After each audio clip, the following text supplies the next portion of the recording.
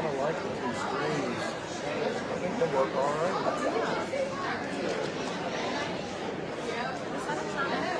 Like for a kind of, I mean, Makeshift. semi Yeah. on the fly. Yeah. It's not bad. This auditorium, I like the fact it's got wood and everything. It's a cleaner looking facility than where we normally have. It's like the exact same. That's all back I bet. But it looks like it predates anybody who could ever attend it. Every high school is exactly the same. Do what? Every high school is Uh-huh. exactly the same. The colors change. Hey, where'd you go? Dan River? Yeah. Oh, they changed the colors by the... But my dad taught me here and coached here when I was little. Okay. So I spent many summers out on the ball field at baseball games. And then he coached me in the gym and run around here. So I'm very familiar with this. Yeah.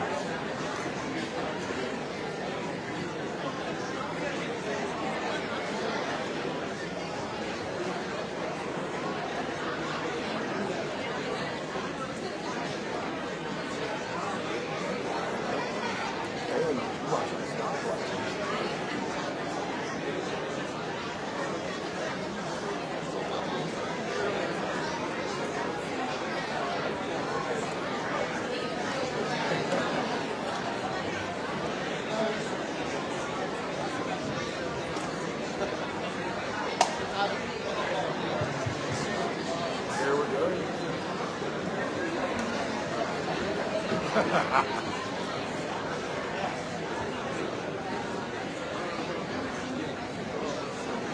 We should pull that curtain behind open. Black curtain.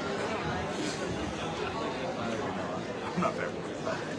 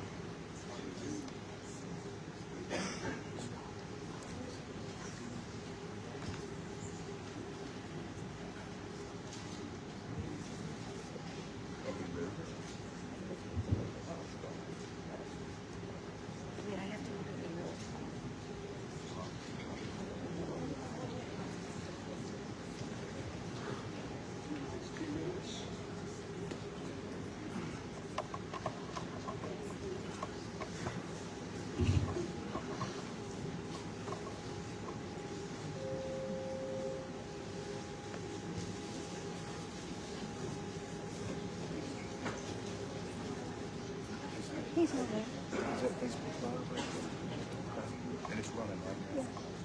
He's on. Can't help that.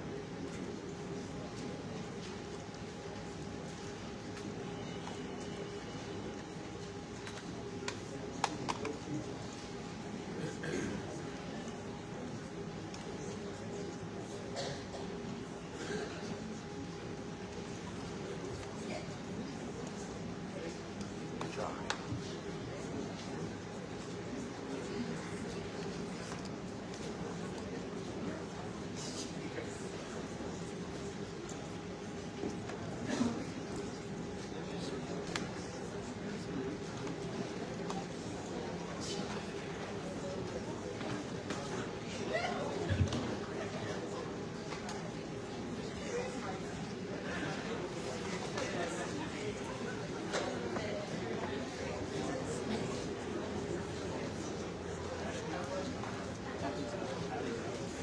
No, sir. Yeah.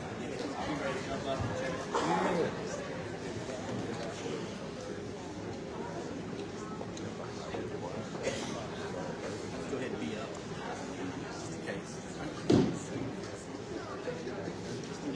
Good evening and welcome to Pittsylvania County Board of Supervisors business meeting Tuesday, April 15th, 2025. 7 p.m. Chatham High School Auditorium, 100 Chatham Cavalier Circle, Chatham, Virginia, 24531. Ms. McCluster, would you call the roll, please? Yes, sir. Mr. Bowman? Here. Mr. Dalton? Here. Mr. Dudley? Present. Mr. Ingram? Here. Mr. Whittle? Here. Mr. Height? Here. Mr. Tucker? Here. Thank you. Would you all join me in a moment of silence, please?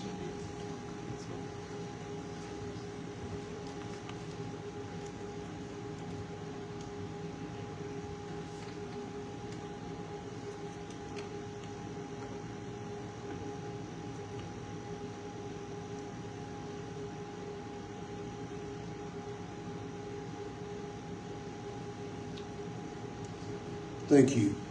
Please stand, join me in the Pledge of Allegiance if you're physically able.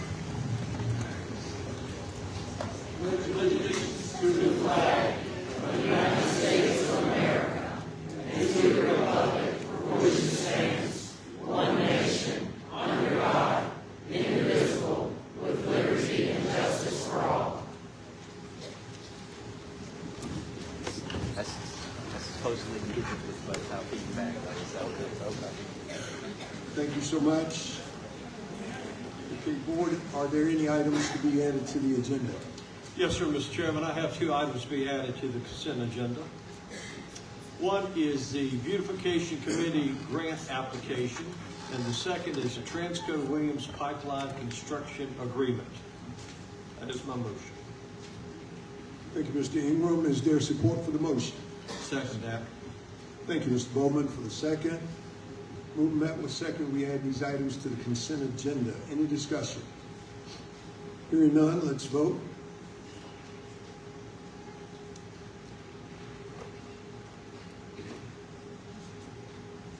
And that motion passes unanimously. Can you announce that for us, Madam Clerk? Yes, that motion passed unanimously. Thank you so much. The reason being, we don't have our screens turned this way, so we can't really see the results. So thank you. All right. Now I will, let's see, entertain a motion to approve the consent agenda as amended. I'll make that motion. Thank you, Mr. Ingram. Support? Mr. Chairman, I'll second that motion. Thank you, Mr. Dudley. We met with second. We approve the consent agenda as amended. Any discussion?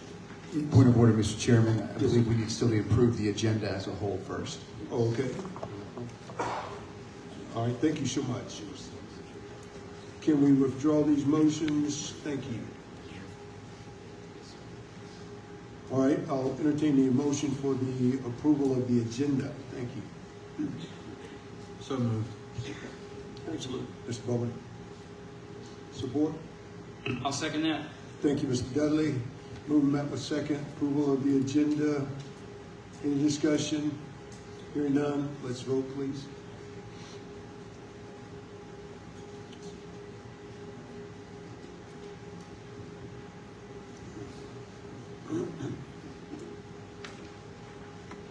That passes unanimously. Thank you. Motion passes unanimously. Now I entertain that motion to approve the consent agenda as amended. So moved. Thank you so Second. much. Thank you again, gentlemen. Movement second. We approve the consent agenda as amended. Any discussion? Sorry. Cast your votes.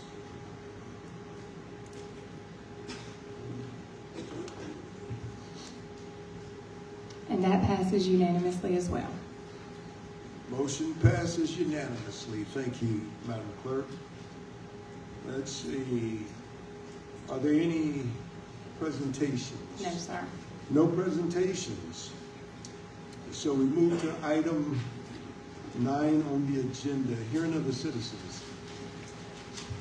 Each person addressing the board on the hearing of the citizens shall be a resident or landowner of the county or the registered agent of such resident or landowner. Each person shall step up, give his, her name and district in an audible tone of voice for the record.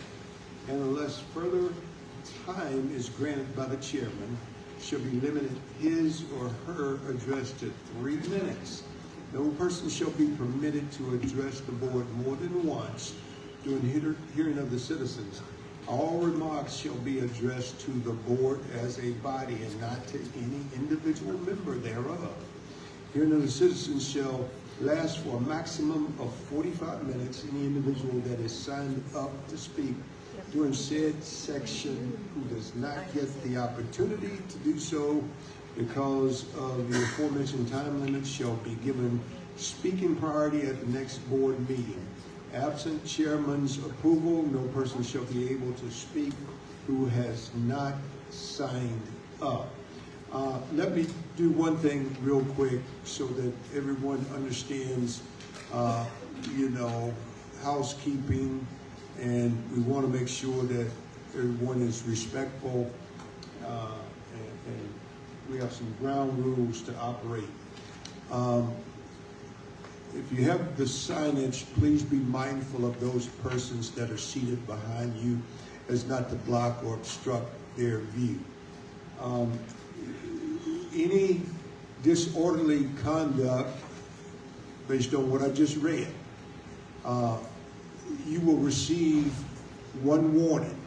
You will be asked to maintain decorum. If you stand up during the process, you may even be asked to be seated. That's your first warning. Second warning, and we don't want our sheriff's department to basically be heavy-handed, but the second warning, you will be invited to the overflow section of the meeting. Okay? So thank you so much. Now, the staff has reserved the seats right up front. So as the names are called, she's going to call names in a group of 10. We ask you to move briskly to the front row, and then you will be granted your opportunity to speak. We had persons that did not get an opportunity to speak in the last meeting. Ms. McCluster, we want to give preferential treatment to those persons that signed up that didn't get the opportunity. Yes, sir. Who's our first speaker that didn't speak last time? All right, Sherry Garner. Ms. Gardner, go ahead and call. And I'll go ahead and call the rest of them. Robert Carlberg. Mr. Carlberg. Willie Fitzgerald. Willie Fitzgerald. Catherine Carter. Catherine Carter. Jenny Cole. Jenny Cole. Joanne Roberts. Ms. Robert. Kim Johnson and Paul Johnson. Ms. Johnson, Mr. Johnson. Anita Royston. Anita Royston. And Steve Worley. And Mr. Worley.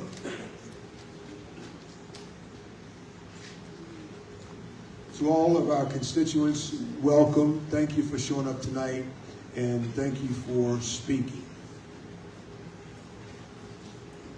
All right. Okay. Sherry Gardner. Ms. Garner, step on up.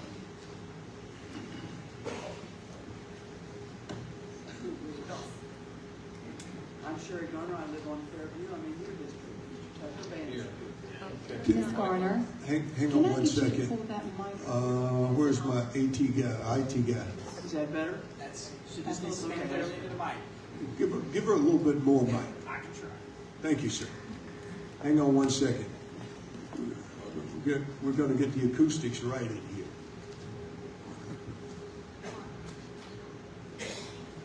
I probably don't need a lot of help.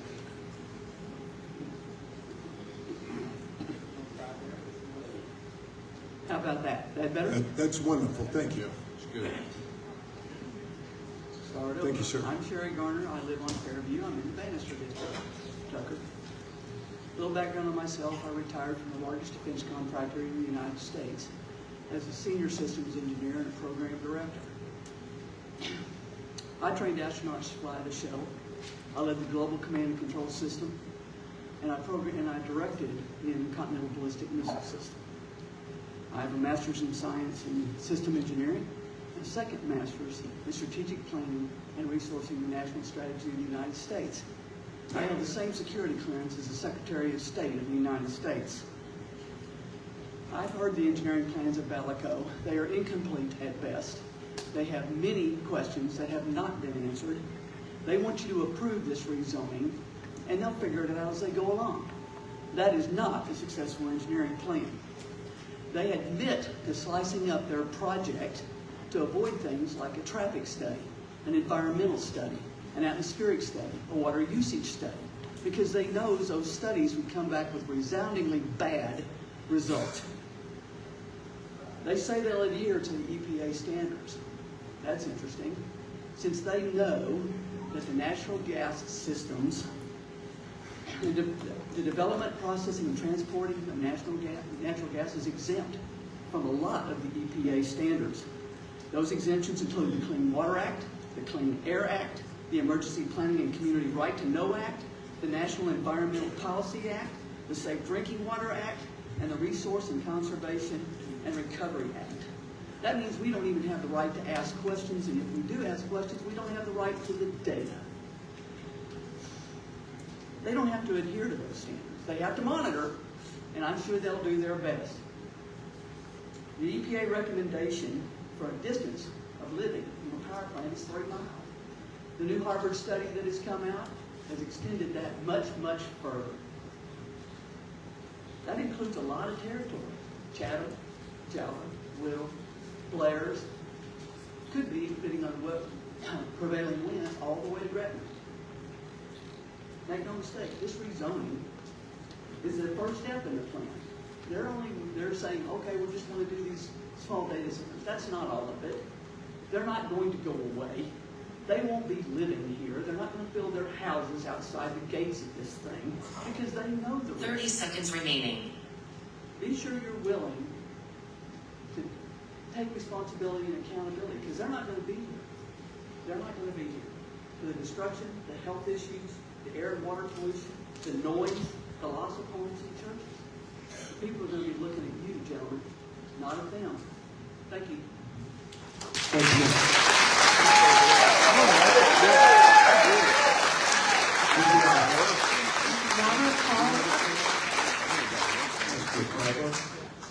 Good evening and welcome.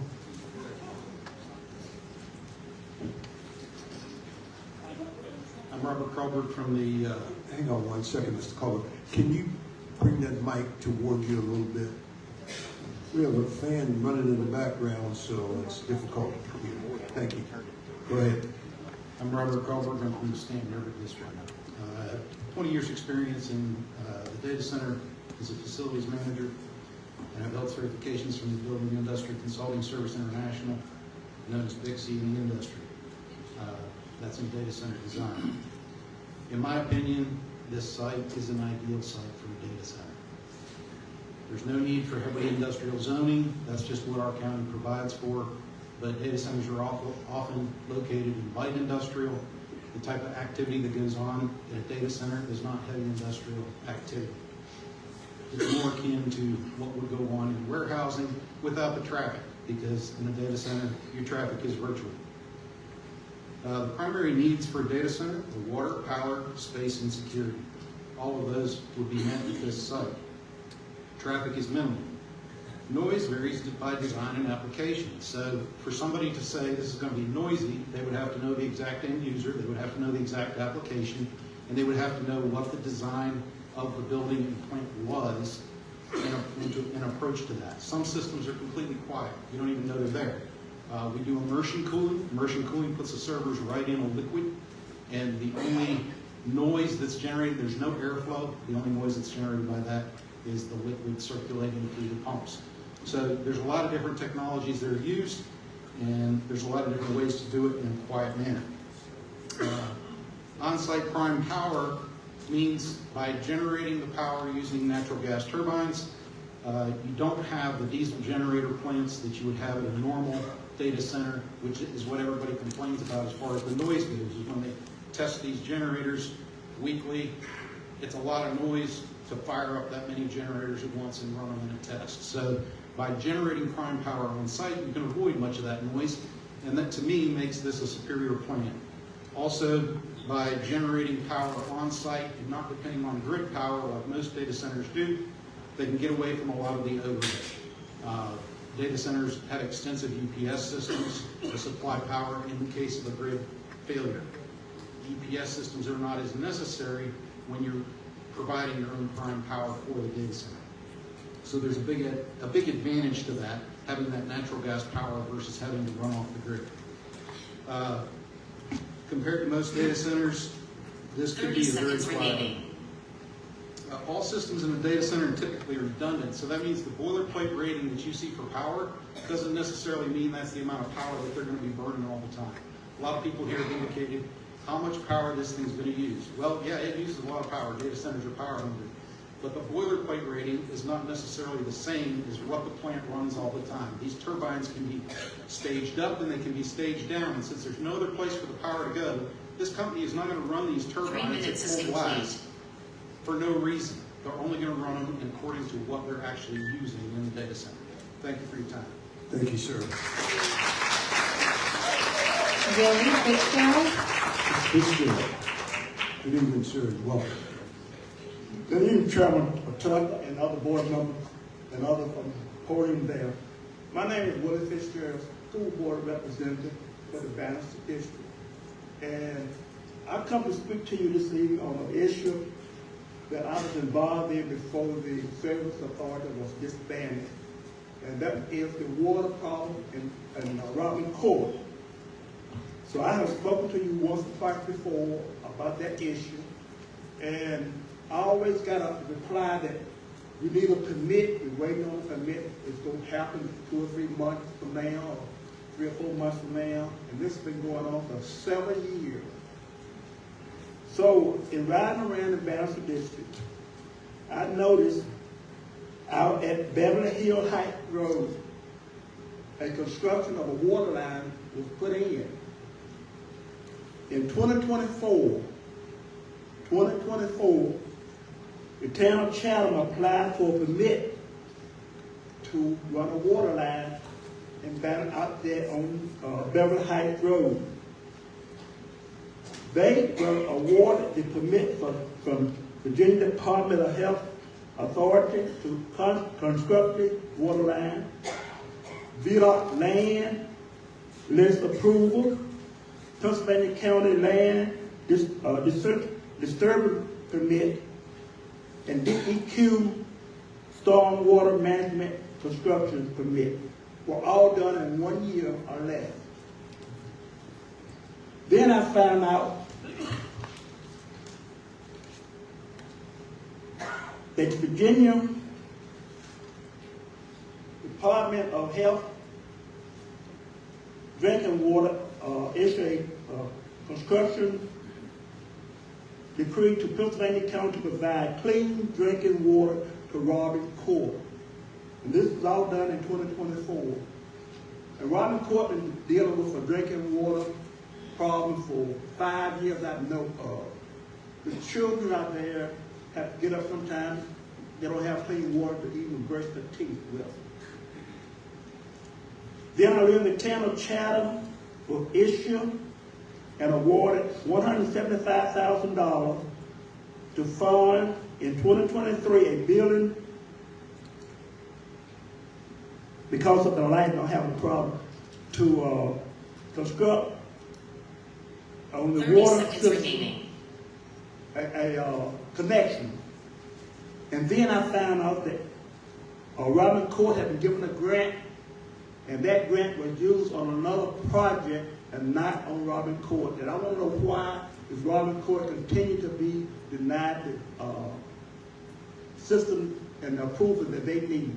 Thank you.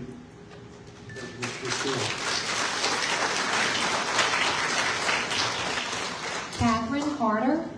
Ms. Carter. Thank you. Welcome. Good evening. My name is Catherine Carter, and I speak tonight as a lifelong resident of Pittsylvania County. I'm a mother and a grandmother. Ms. Carter, I apologize. Can you come a little closer? You can pull that the whole thing down closer to you. Okay. Thank you. I'm a lifelong resident of Pittsylvania County, a resident, a mother and a grandmother. I live in the Sheba community and the Bannister district. I have 3 children and 5 grandsons. living in the area, and I want them to continue to live here safely.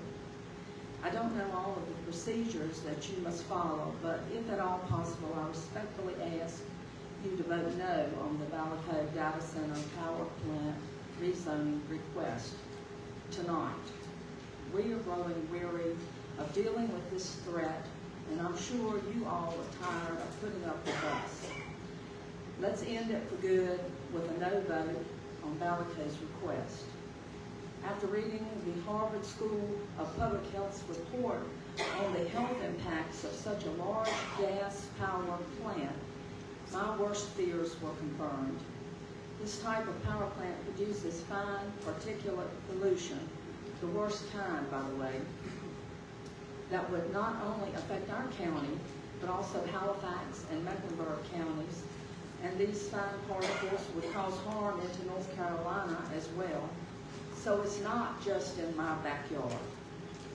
No amount of tax revenue, new jobs, or even a water treatment plant is worth damaging the health of our citizens and incurring increased health care costs. Vote no to Ballycove tonight. Please protect our residents, their health, and our way of life. Thank you.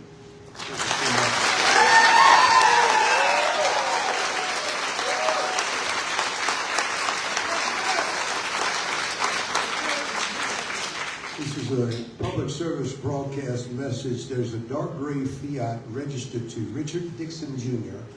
Need to move your vehicle. Mr. Dixon, Richard Dixon. It's a dark Fiat. Please move your vehicle. Okay? Thank you so much. Madam Clerk, who's our next speaker? Jenny Cole. Jenny Cole. Ms. Cole. Good evening. Thank you.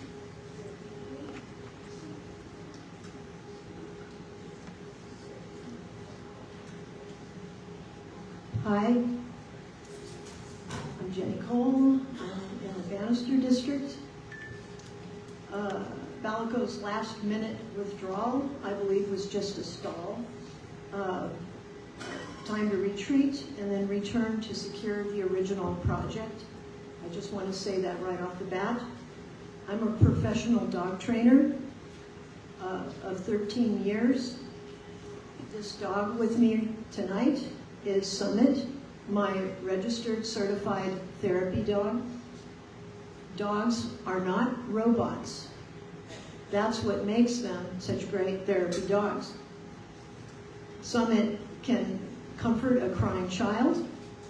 He can bring light to a person who's wheelchair bound. He can listen to a Hargrave cadet talk about his plans for college. I also lead voluntarily Hearts of Gold Therapy Dogs, which is a group of 30 teams.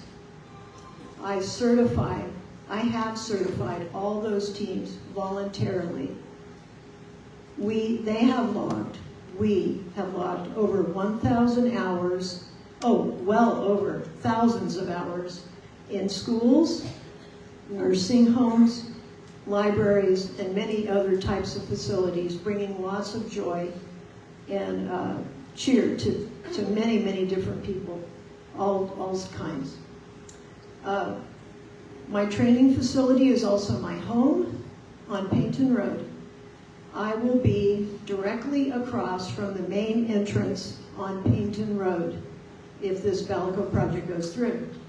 I will lose my business. My business contributes, and I will, nothing will be, we will be just lost. Sitting next to me, sitting behind me, are many other people who are going to lose out when Ballycove comes in. They are going to, they, like me, contribute much to Pittsylvania County. And when we lose, Pittsylvania County also loses by not being able to take advantage of our unique talents. 30 seconds remaining. We are not robots. We are not playing pieces on a game board to be moved around and some of us eliminated. your number one job as elected officials is to be accountable to us. We have entrusted you and held you responsible for our welfare. It's good to have progress, but it needs to be with our consideration. 3 minutes is complete. End Balico tonight. Step up to the plate and do this.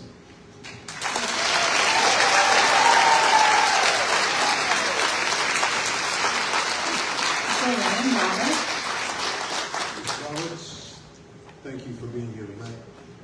Thank you. I appreciate it very much. I'm glad to be here, though I wish this was all done with. My name is Joanne Roberts. My husband is Dave Locklear. We own 45 acres in the Bannister District, and it is a wildlife habitat. So we have a lot of knowledge, and we have a great deal of interest in the wildlife, as well as our fellow churchgoers, our neighbors, and the people who live in these areas. You've heard us. We've been talking for months about this. We know about the noise. We know about the pollution. We know about the huge sides. Mr. Tucker said it wasn't going to be that big of a disruption. For years, there will be huge concrete trucks, block trucks, steel girders going up and down a little teeny chalk level road. There are 6 roads, 4 communities, and 4 churches that are directly impacted that will be within sight of these massive buildings and directly inhaling the pollution that comes from those smokestacks, even though, as Kathy mentioned, it's very far-reaching. It's going to go far beyond our immediate communities. You've got not a handful of selfish people, but you've got over 1,000 people, some legacy homes whose families have been here for years.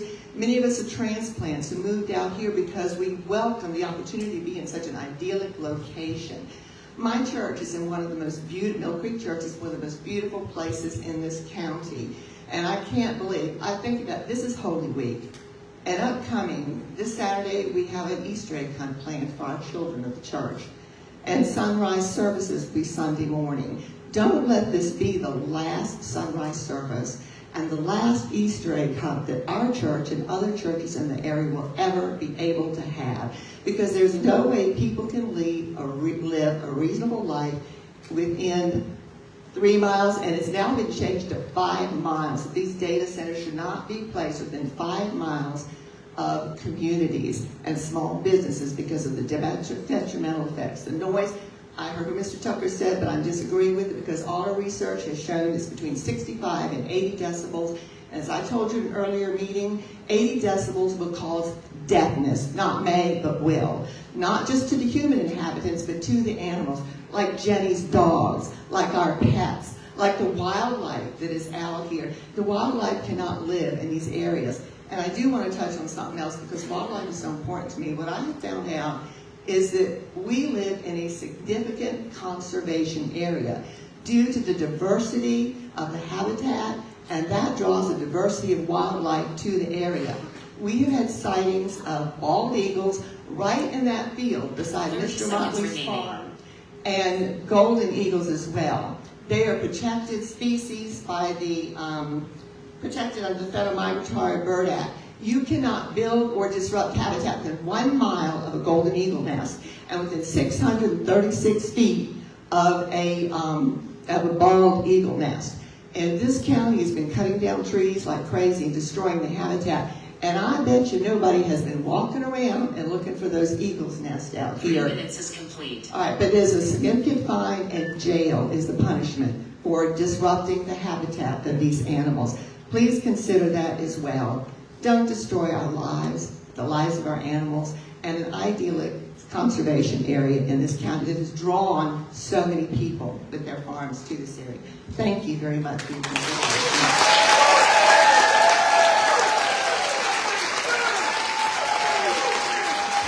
Johnson. Good evening and welcome.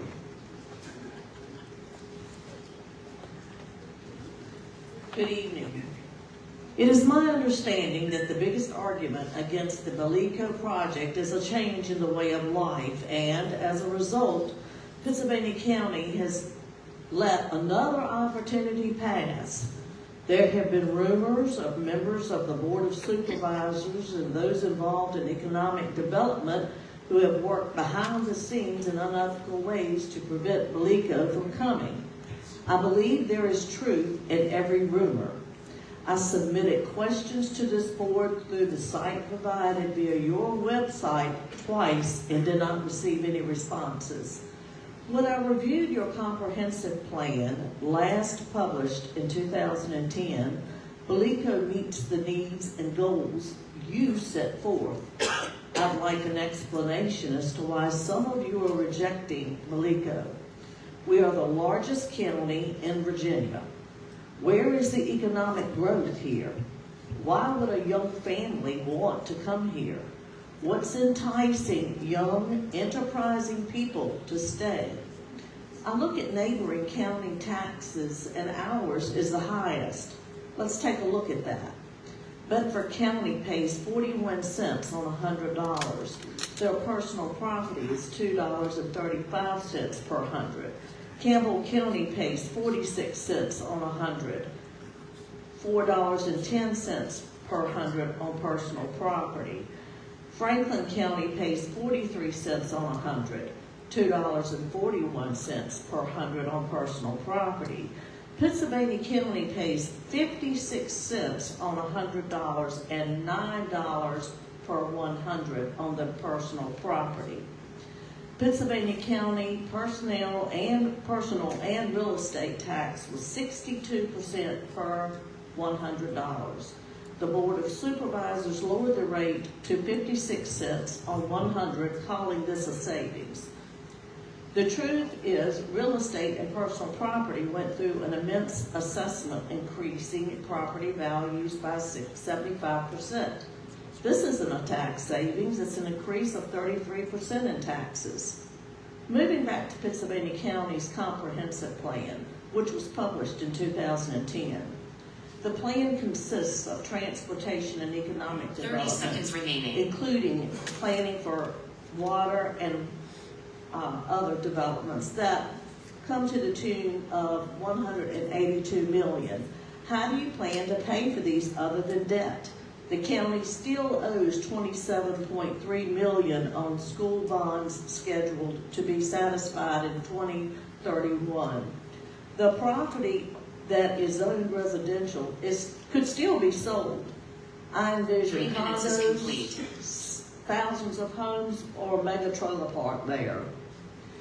How are you going to be remembered? You have three choices: raise taxes, make cuts, or grow. What's your plan? Paul Johnson. Thank you for being here. Thank you. Paul Johnson, Stanton River District. As my wife just stated, so we're paying between $5 and $7 more per 100 on personal property. What does that mean? I'm not going to buy a newer vehicle. I'm not going to do improvements to my house. I'm not going to add a garage or anything to my house because we're not fiscally responsible. Right now, Pittsylvania County is playing about like the Atlanta Braves. We ain't winning nothing. Nothing. We're paying, residents are paying more and more and more and more on taxes.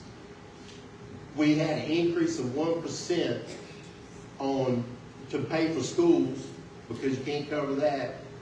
And I've also heard a rumor that there's another data center planned with a different entity other than Balico that's being took around looking at other spots in the county.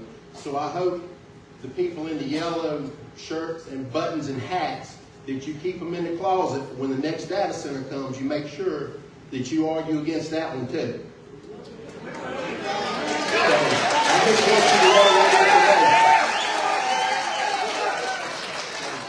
I just want you to know that information. So if you're not going to put one in, don't put none in. But we need the revenue from 2 or 3 of them. And I thank you. Thank you.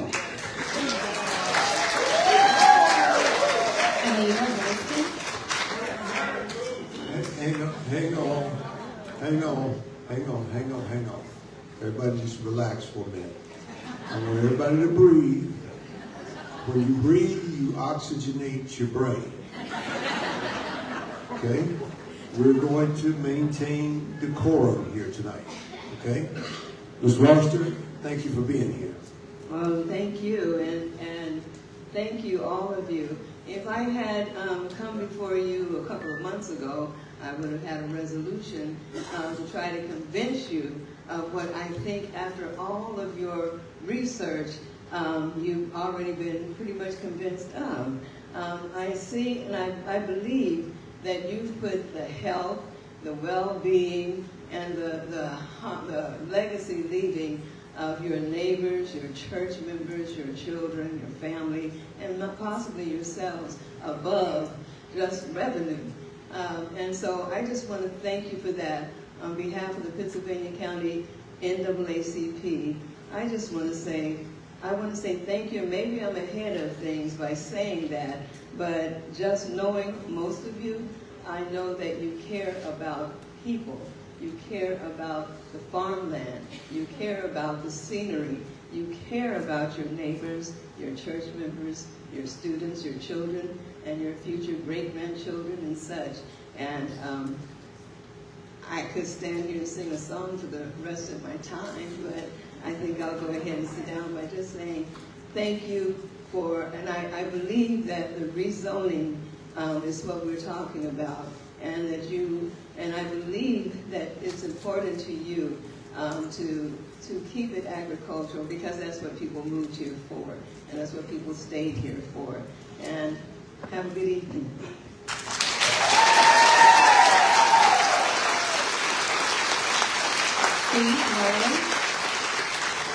Mr. Williams. Good evening, sir, and thank you. Thank you.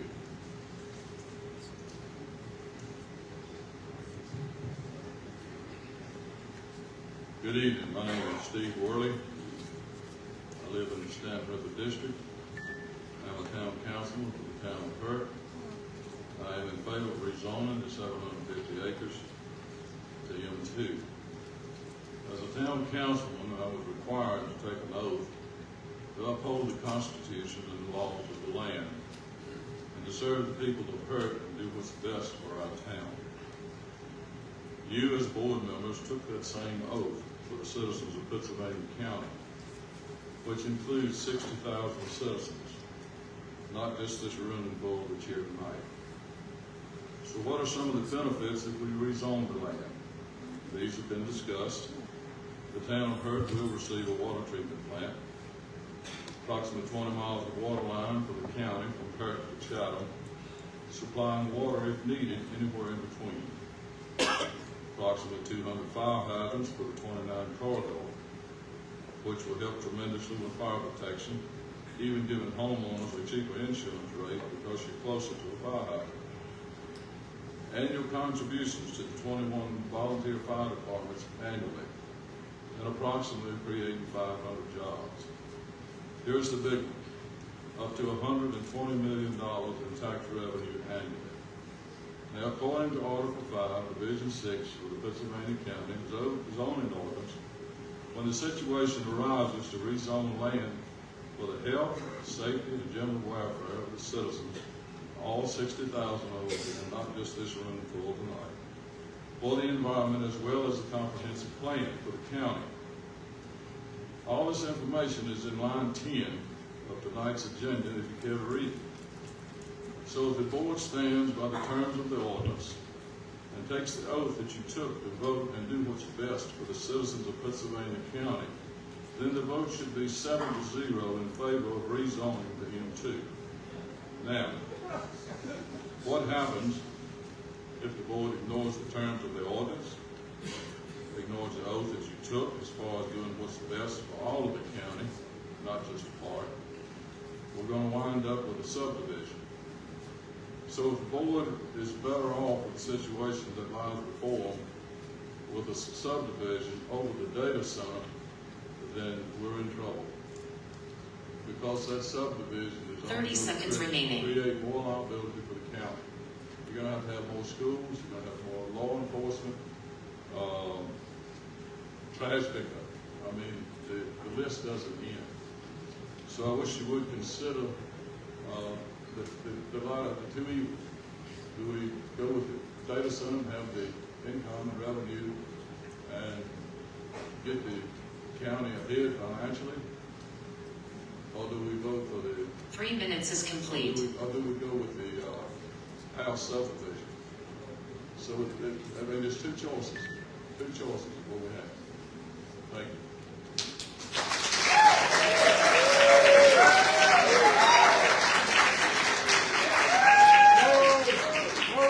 Thank you so much. How many do we have signed up here? That is all for the hearing of the citizens. Are you kidding me? I'm serious. All right, that being the case, let's call it a 5 to 7 minute recess. We'll be right back, and then we will get started on the hearing of the citizens. Take 5.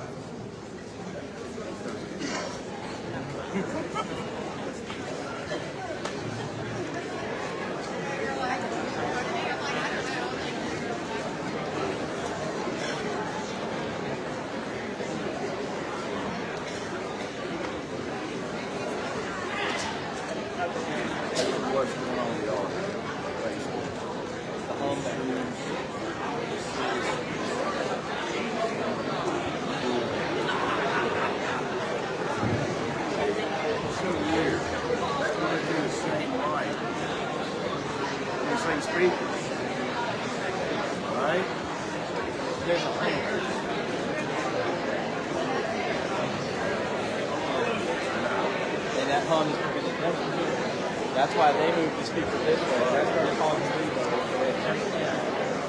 What if we put the podium back a little? It's just that. Yeah, I mean, we probably been seeing there. No, actually no, because if we pull it back, the speaker's this way right here. See? See okay? The speaker's angled this way. More directly in front of it that way.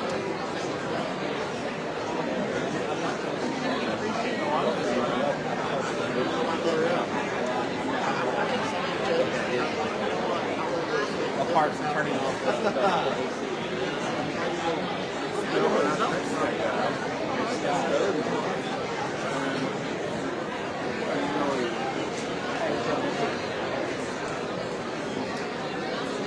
Oh, okay. Okay. Got it. All right, thanks, man.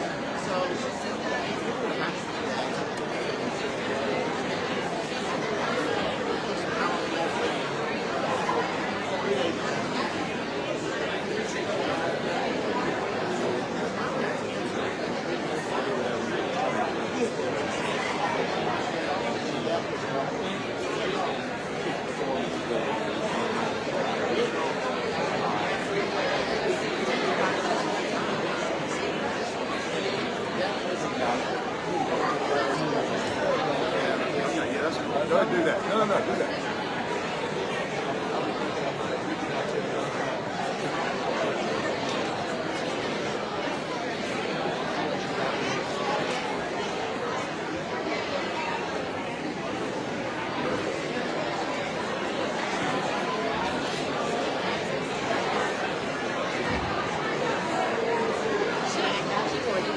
No, I got one. I'm good. I stopped at the little Bolero. I'm not dumb, I just didn't have any water. I had a bottle and then Josh took it in the game,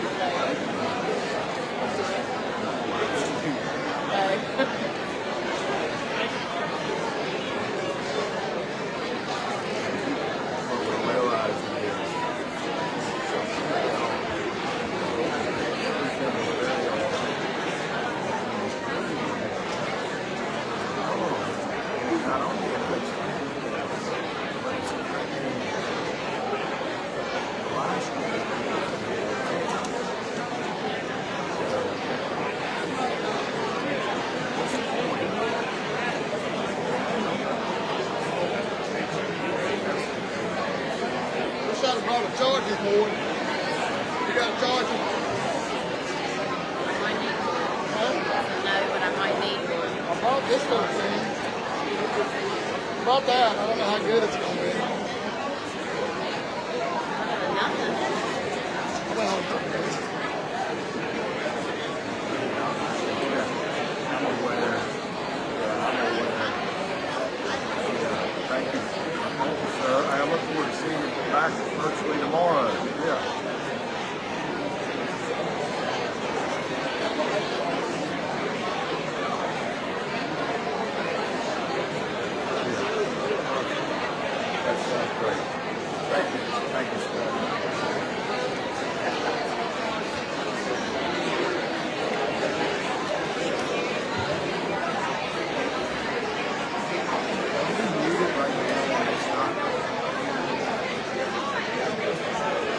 quite a few of them.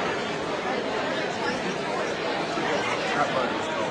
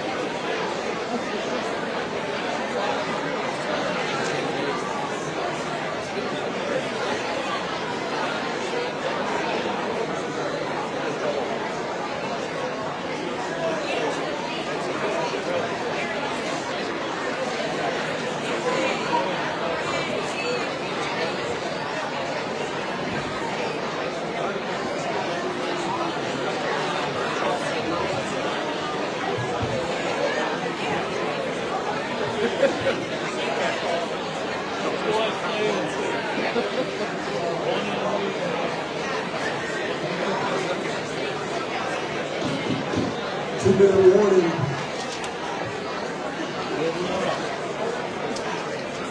Two-minute warning. Please find your seats.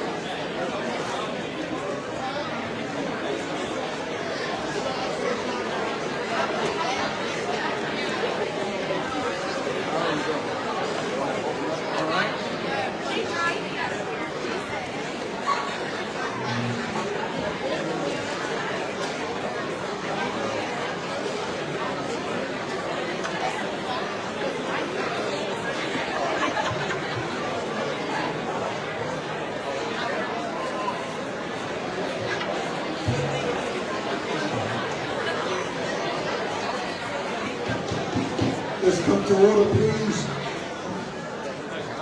Let's come to order, please. Let's come to order, please. Thank you so much.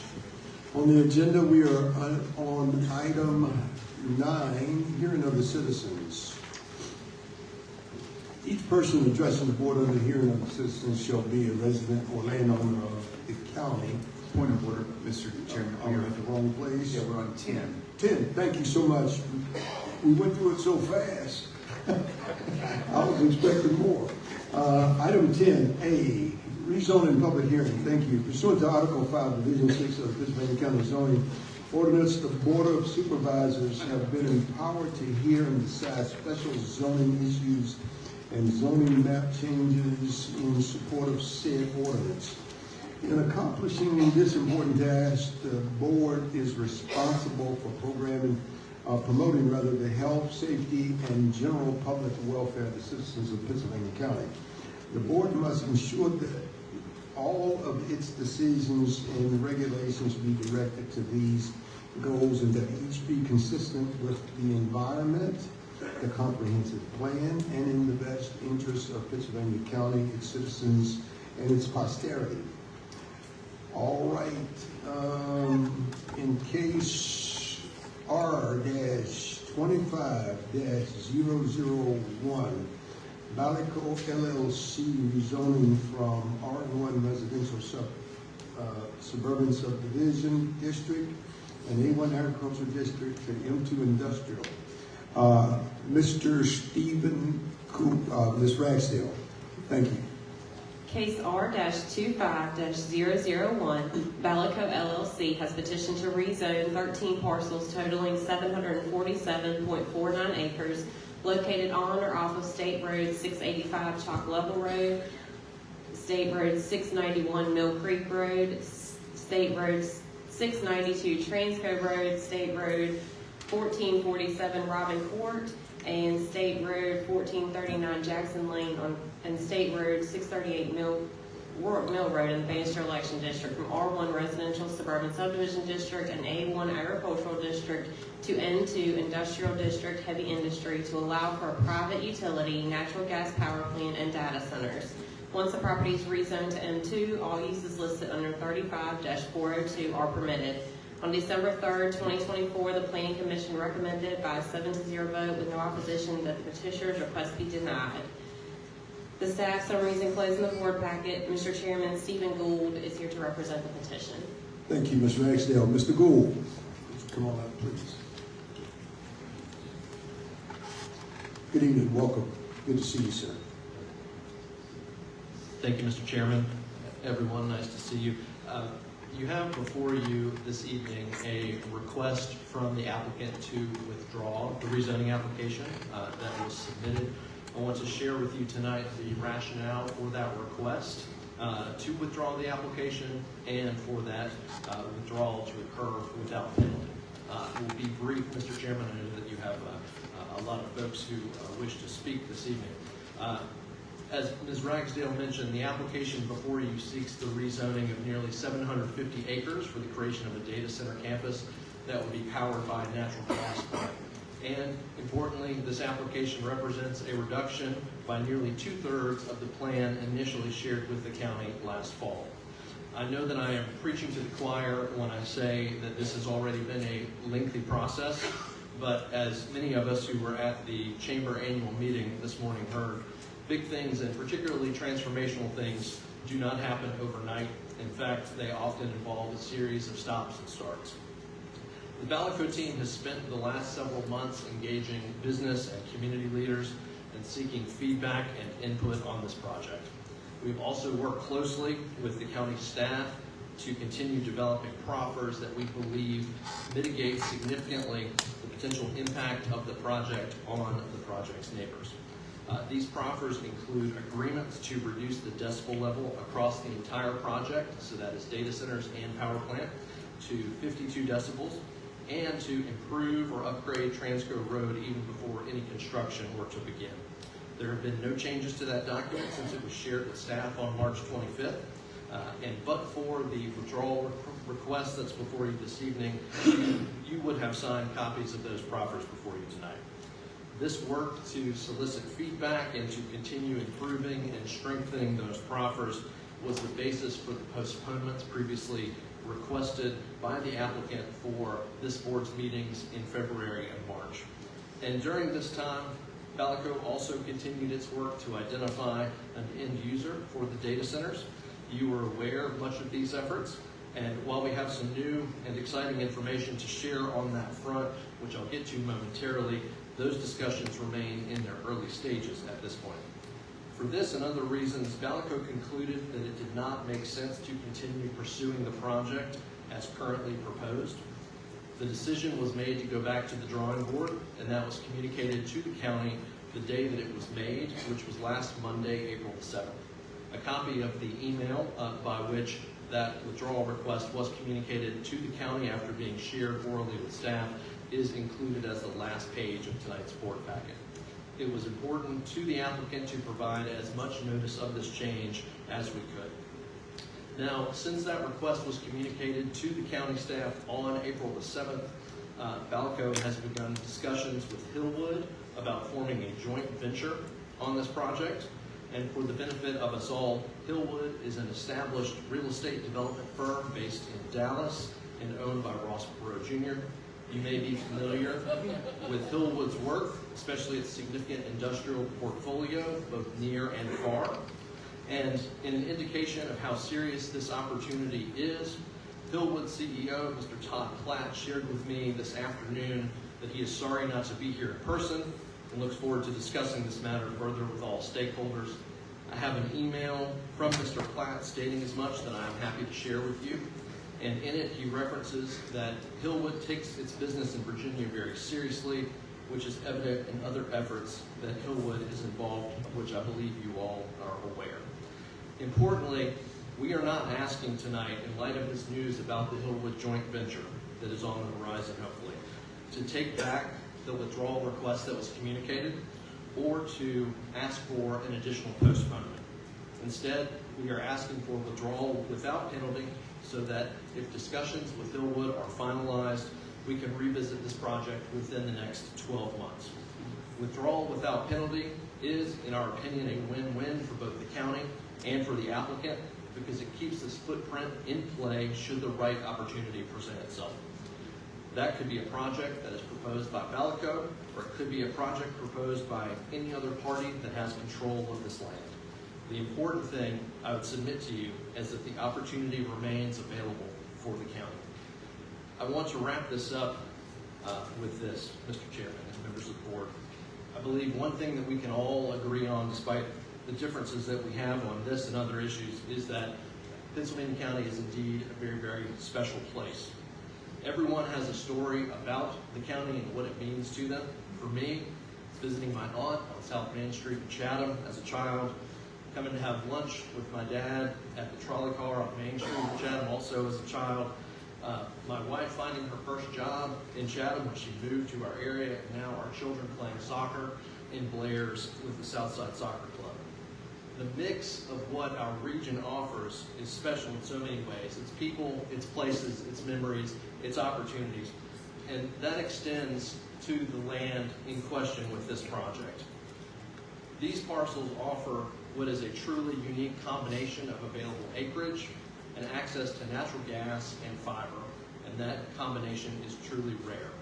X marks the spot, as they say, and especially with our president's focus on the nation being competitive internationally when it comes to AI, we encourage the county to keep its options open. There is a real opportunity for us, for this region, to meet the moment, and that would happen on the land that we're talking about here. Now, as our withdrawal request indicated, Balico is also going to do what any prudent party would do, which is to explore alternative uses of the land. And there are scores of by right uses for the land, including residential development. I counted about 55 by right uses for A1 zone land earlier this evening. As you've heard in different settings, Balico is a developer. Its interest in the property and the various potential uses of that property underscores the promise and the potential that the company sees in Pittsylvania County.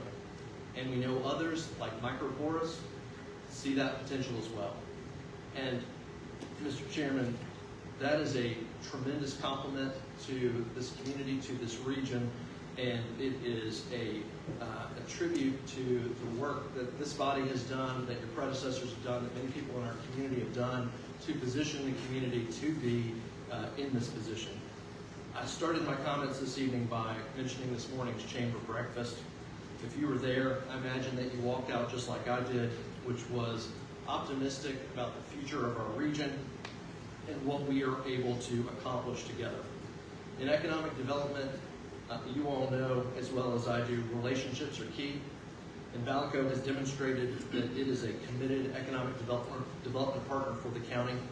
You only have to look at the current state of the proffers to see those good faith efforts that have been made. And the addition of Hillwood to this conversation only strengthens that relationship. As we heard this morning, the process of economic development won't always be easy, but it is worth it in the end when you consider the revenue, but more importantly, the opportunities for everyone in the community that can be achieved. And with that in mind, Mr. Chairman, we respectfully request that the board approve the withdrawal request and do so without penalty so that no opportunities are foreclosed for the community over the next year. Thank you. I'm happy to answer any questions, but also understand if you need to move on. Thank you, Mr. Gould. Any questions very quickly for Mr. Gould? All right. Thank you, sir. Thank you, Mr. Chairman. Any discussion?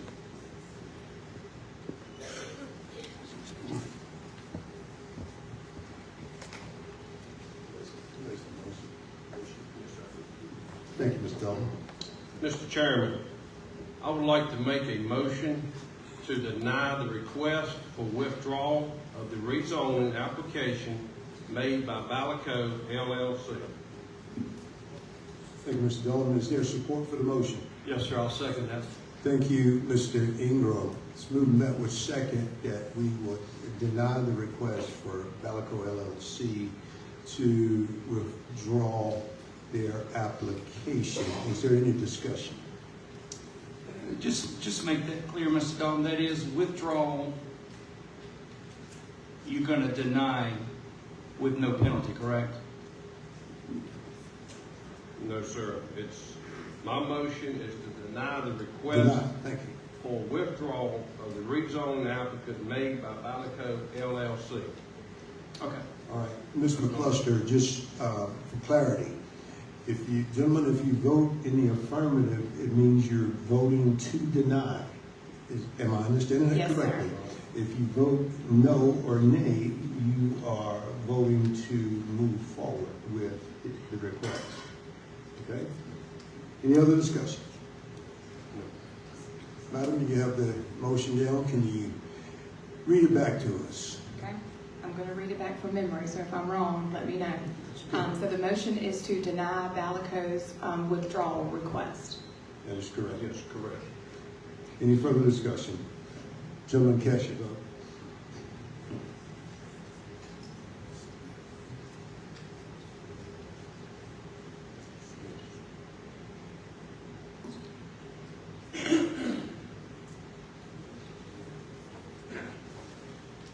Mr. Chairman, that passes with a 5-2 vote. Thank you, sir.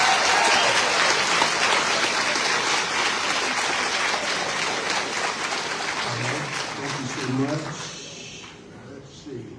Who's our next speaker, Madam Clerk? Okay, and I'm going to call everybody in groups of 10. Amy Davis, Ella Robertson, Vivian Royster, Sherry Hamill, Robert Key, Gary Hodnett, Louis Sink, Amy Walden, Jesse Craver, and Jordan Key.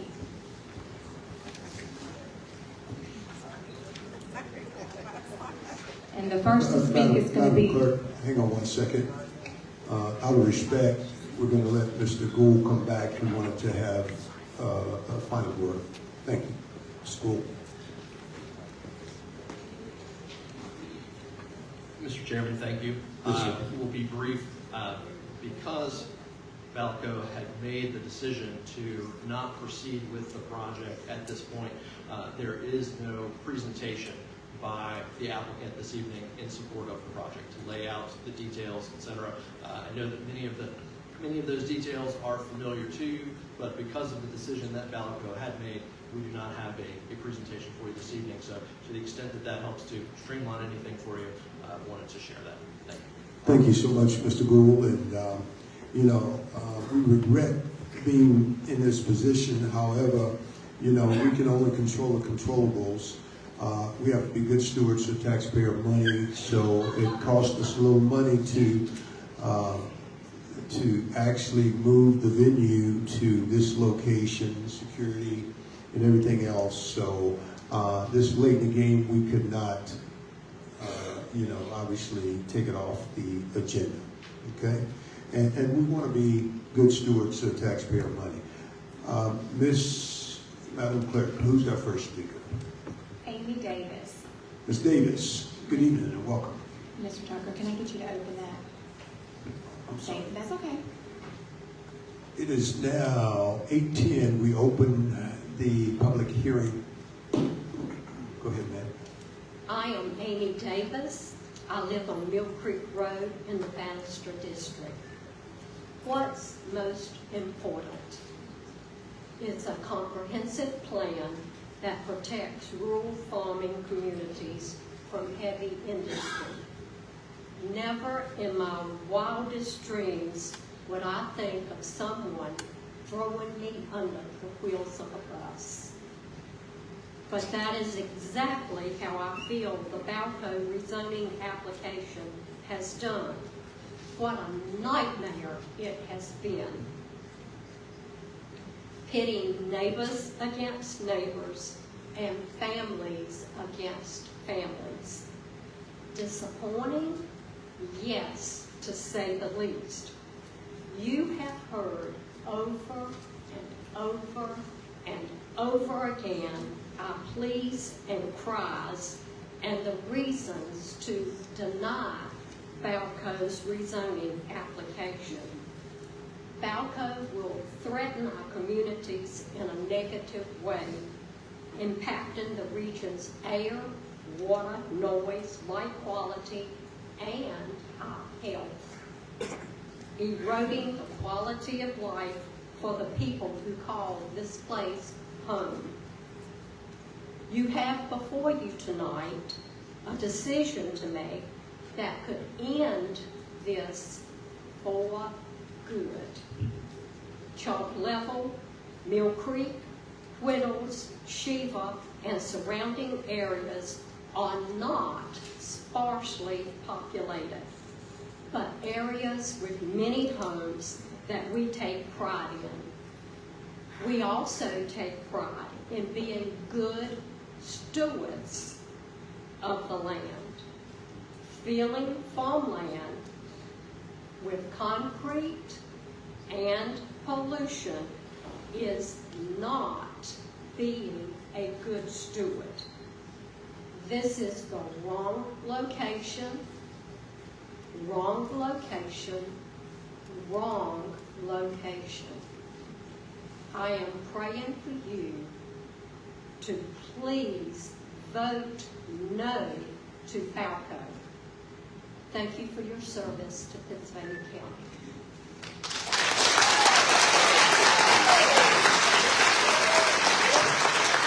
Robertson. Ms. Robertson, good evening. Thank you for being here. Good evening. My name is Ella Robertson. I live at 325 Neighborhood Road. My road and Mill Creek Road are adjacent.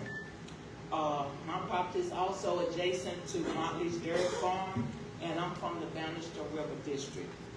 I stand before you tonight asking you to vote no to the power plants and data centers in rural neighborhoods.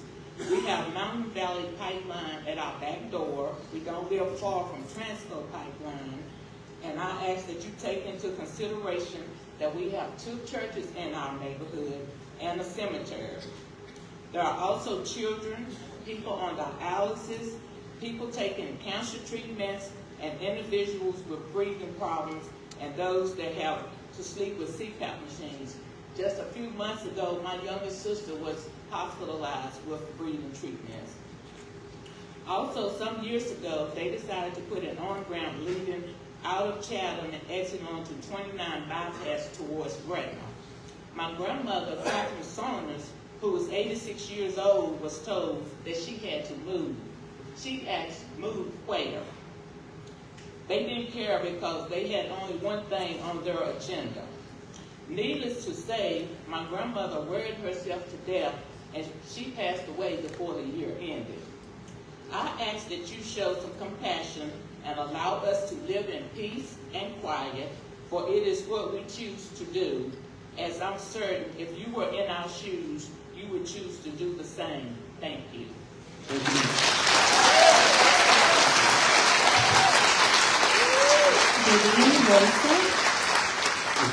evening. Thank you for being here. Maya Angelou once said, I've learned that people will forget what you said, people will forget what you did, but people will never forget how you made them feel. My name is Vivian Roster, and I am a lifelong member and resident of Pittsylvania County, the majority of which has been in the Bannister District. My siblings and I are property owners of Neighborhood Road and Mill Creek Road, property that our late mother worked hard to purchase. To say that we are appalled and disgusted by Balco's insistence to bombard its way into our community is an understatement. My sisters and I enjoy riding in this beautiful county on Sunday afternoons, enjoying the landscape and natural beauty. We love taking our grandchildren on these rides as well. If Balco is allowed to come into our community, it will destroy all of what we have loved, cherished, and enjoyed for so many years and generations. So, through its representative, Mr. Ali, Balico has said a lot. Mr. Ali has done a lot. And we may not remember all what's been said and done. We will, in the words of Ms. Angelo, definitely remember how this ordeal has made us feel. So in closing, I urge you to please vote no to Balico. Thank you.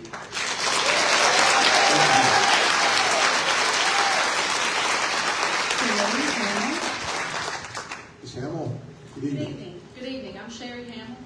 I'm a resident and landowner in the Callens-Gretna district.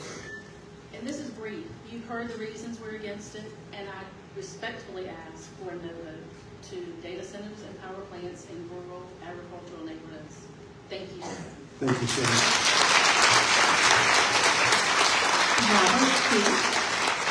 Last name?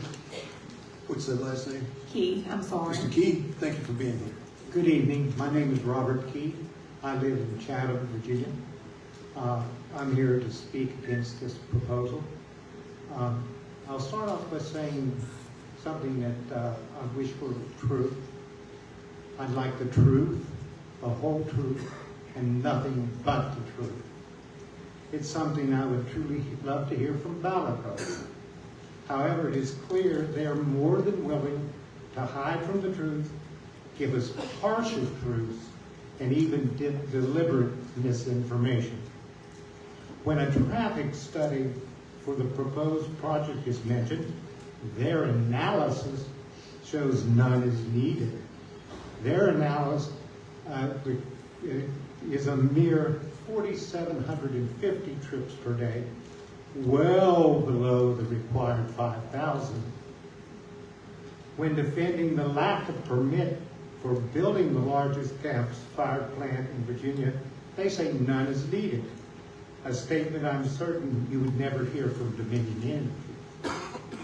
Yesterday's deliberate misinformation concerning the zoning recommendation was presented to the meeting as if it originated from Pittsylvania's county planning department.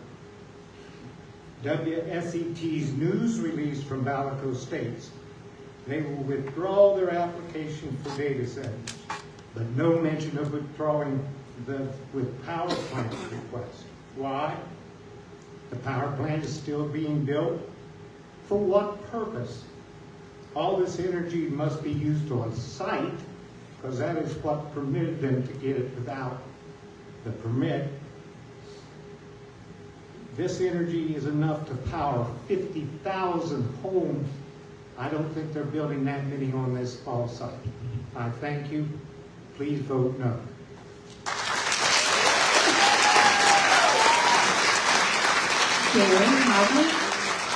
Mr. Hadley, good evening. What? Bear with me with what's going on. I pretty much butchered this. I'm going to be rambling around a little bit, so I hope you don't mind. I'm here to tell you there are already end users in play for the data center or centers, whichever happens.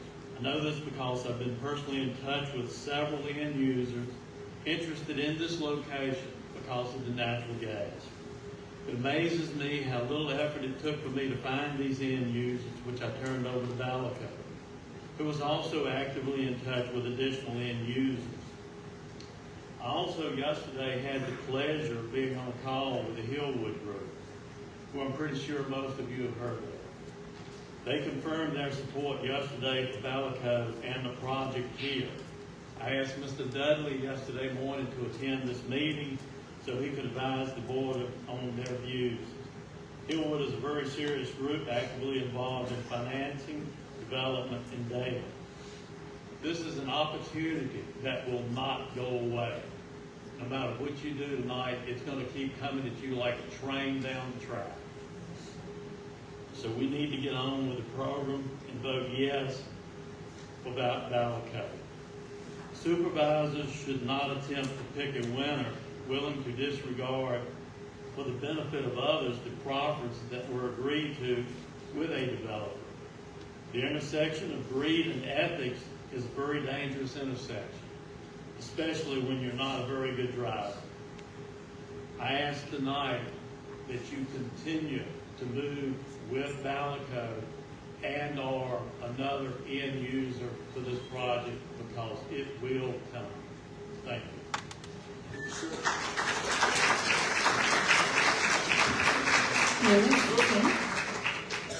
I'm sorry, what's the last name? Sink. Mr. Sink.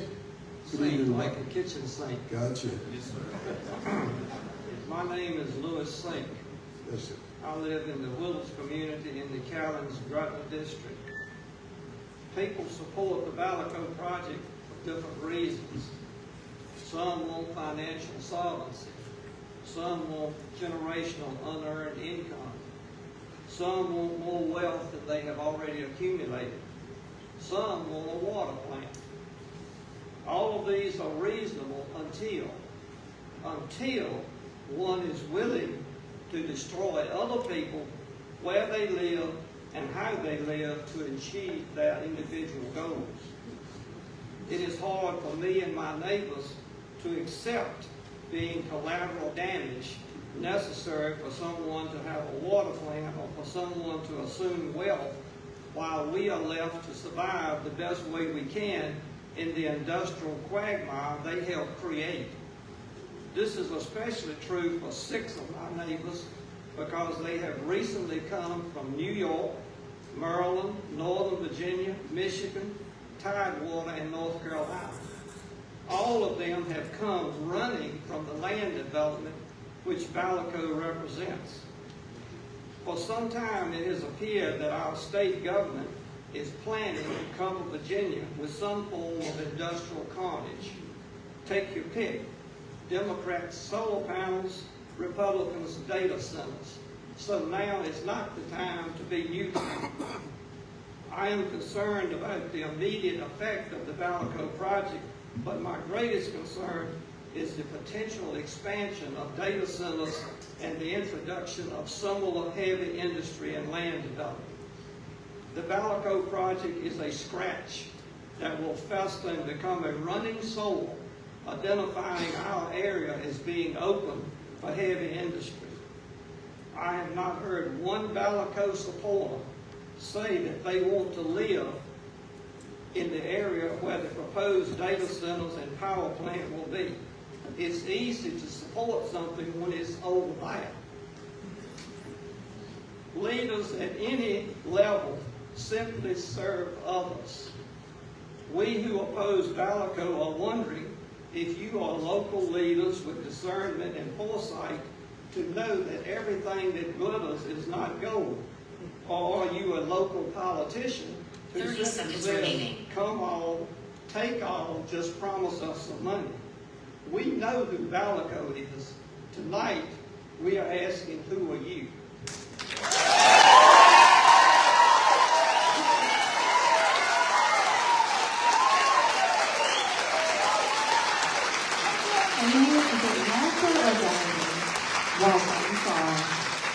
Ms. Walker, good evening. Thank you for being here. Hello, I'm Amy Walker. I'm in the Callens-Gretna district.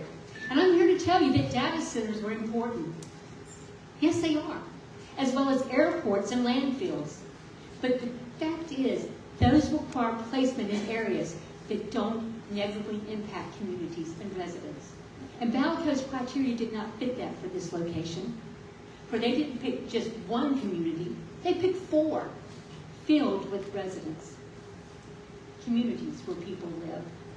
I think for many people, they think about this project, and when it comes to the people that live there, they think, let's keep them faceless and nameless, because when they're faceless and nameless, it's easy. It's easy. You don't think about the impact. But the fact is, they are real people.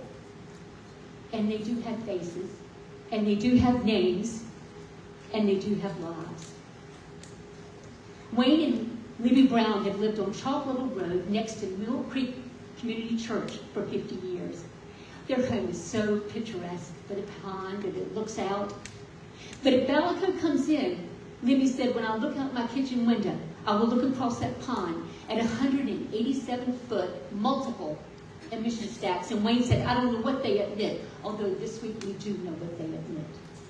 And if there's a continued expansion by Balico, there will be data centers bordering much of their property. It's devastating for them. Mike Ferretti and Mary Knapp moved here from Fairfax because they wanted to escape the insanity of crowds and noise in Northern Virginia. They said when they found their home, they went, oh my God, this is our forever home. And they said this is going to be a gathering place where our 5 children and our soon-to-be 12 grandchildren, that will be their getaway place. But their land on Strader Road directly backs up to data center property for Balico. You know, he said, you know, that threatens our plans that this would be a home and property we would eventually give to our children. To add more hurt to it, Mary has a son who was a veteran, a decorated veteran, an 82nd Airborne, who served in both Iraq and Afghanistan. He suffered a severe brain trauma injury that results in certain tones, certain kinds of frequencies that can cause him to have seizures. If he comes to their house with data centers, he'll be forced to wear ear protection. And lastly, I say Ella Mae and Kenneth Morrison. They live on Payton Road on 4 acres. It's a generational home. Kenneth said, my great-grandfather bought this 100 years ago. It's the only place I've ever lived. And I said, Kenneth, what is your fear about Balico? He said, my mother will be 81 3 minutes is complete. and I do not want her to have to live with concrete and noise. So I ask you, please say no to Balico, because it is real people. And I also have the petitions from the Coalition for the Protection of Pittsylvania County. So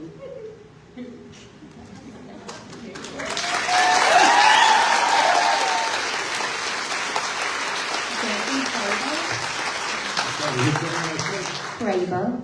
Graver. Yeah, nice to meet you. Graver or Craver? Craver. I thought it was. Thank you so much and welcome. Thank you for having me. So, last time I spoke, I talked about the kids, and I went over and over, what am I going to, say tonight? So I'm going to go back with the kids. I moved here 4 years ago. I have 5 children of my own. I have 2 grandchildren. While their dad is serving our country right now, they are staying with us, and we live on Bearskin. So, 4 of my children have asthma, and this is what I talked about last time. And right now, I have a 2-month-old granddaughter who is 6 pounds that had 40 days in the NICU. So when we talk about health and we talk about what we breathe, I lived in a place that was cute and quaint, just like Chatham when you went downtown. And then they kept putting all the stuff in it, like I talked about before. And then it became not quaint. You didn't know your neighbor. You didn't know people. It was filled with stuff instead of the things that they used to cherish in that town. They overcame with the industrials. They overcame with building this. Nobody needs, 4 Starbucks in one little town. And that's how it was. And that's how that's why we moved. So my son's inhaler is $280 a month. And it's called Dulera. It is 2 different medications. And that is the cost of it. And like I said before, Balico stopped paying for my child's medications. I know. But I want you all to know, this year there was no hospitalizations. There was nothing. It took us 3 years of going to Carillion and being on this medication and living in this fresh air for him to breathe normal. We did not have to be hospitalized. We did not have ER visit after ER visit after ER visit. You know why? Because we have the fresh air here and we did it where we were. That baby, she needs fresh air too. And my kids aren't the only sick kids in Chatham. They're not the only sick kids in Pittsylvania County. But a lot of us parents who have sick kids, we moved here to the fresh air. We moved here for this life. My child's playing soccer with Balico's lawyer. They're paying Chatham Youth League. And you know what? I don't have to bring his inhaler anymore while he plays because of this air. And after that Harvard thing came out, 30 seconds remaining. And then also, we got to go on to the 4-H here. So, agriculture. Me and Brianna run the 4-H program for the little tiny tots. What are we going to teach them if we're giving up all our land, right? So we're teaching them about farmland. Pittsylvania County's a wrap about. But if Valco comes in and everybody else keeps coming in, there goes that for the little ones. So think of the little ones. I appreciate y'all's time. Thank you.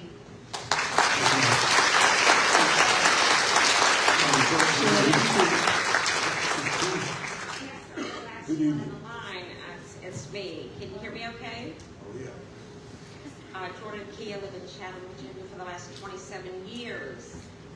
Since Valco first came to Pittsylvania County about a year ago, I have learned they have a way to misrepresent pretty much everything and anything. Whether it's through deceptive business approaches, lack of transparency, underhanded deals, who knows, or just plain outright making it up as they go along. Promises which were preposterous at the time have turned out to be stories they have simply made up as they go. Facts and figures, they just make them up and put them out there. Valco came to Pittsylvania County with a bucket of sand and literally promised us they would build a $1 billion data industry with this bucket of sand they brought. Y'all all heard the Bible school story, the wise man builds his house on a rock. You know what the foolish man does? He brings that bucket of sand and he thinks he's going to build a house that's going to last, and it's not. Building a house on sand will never stand. Not here in Pittsylvania County, ever. We want business here in this county. We want business who will understand the value of building on a solid rock foundation. We offer this type of foundation and building. We offer one built on honesty, integrity, and concern for the community, all of which are the opposite of what Valco has offered. We have been described as all looking alike, acting alike, seeming alike, doing all these things alike, and I can tell you a lot of things we are alike. We love this community, we love this land, we love our neighbors. We are alike in that respect. I am asking you to vote a solid no and send Valco and their bucket of sand packing. Send them with that bucket of sand and tell them they will never build anything with that sand here in this county. Thank you.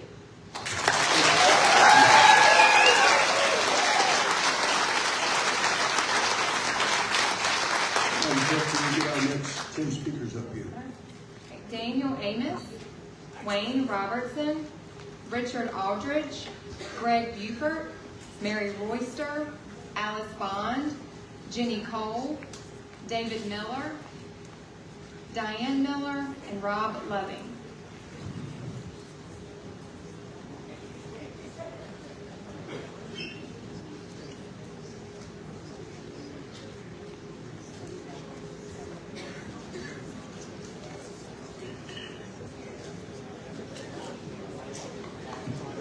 Daniel Amos is going to be our first.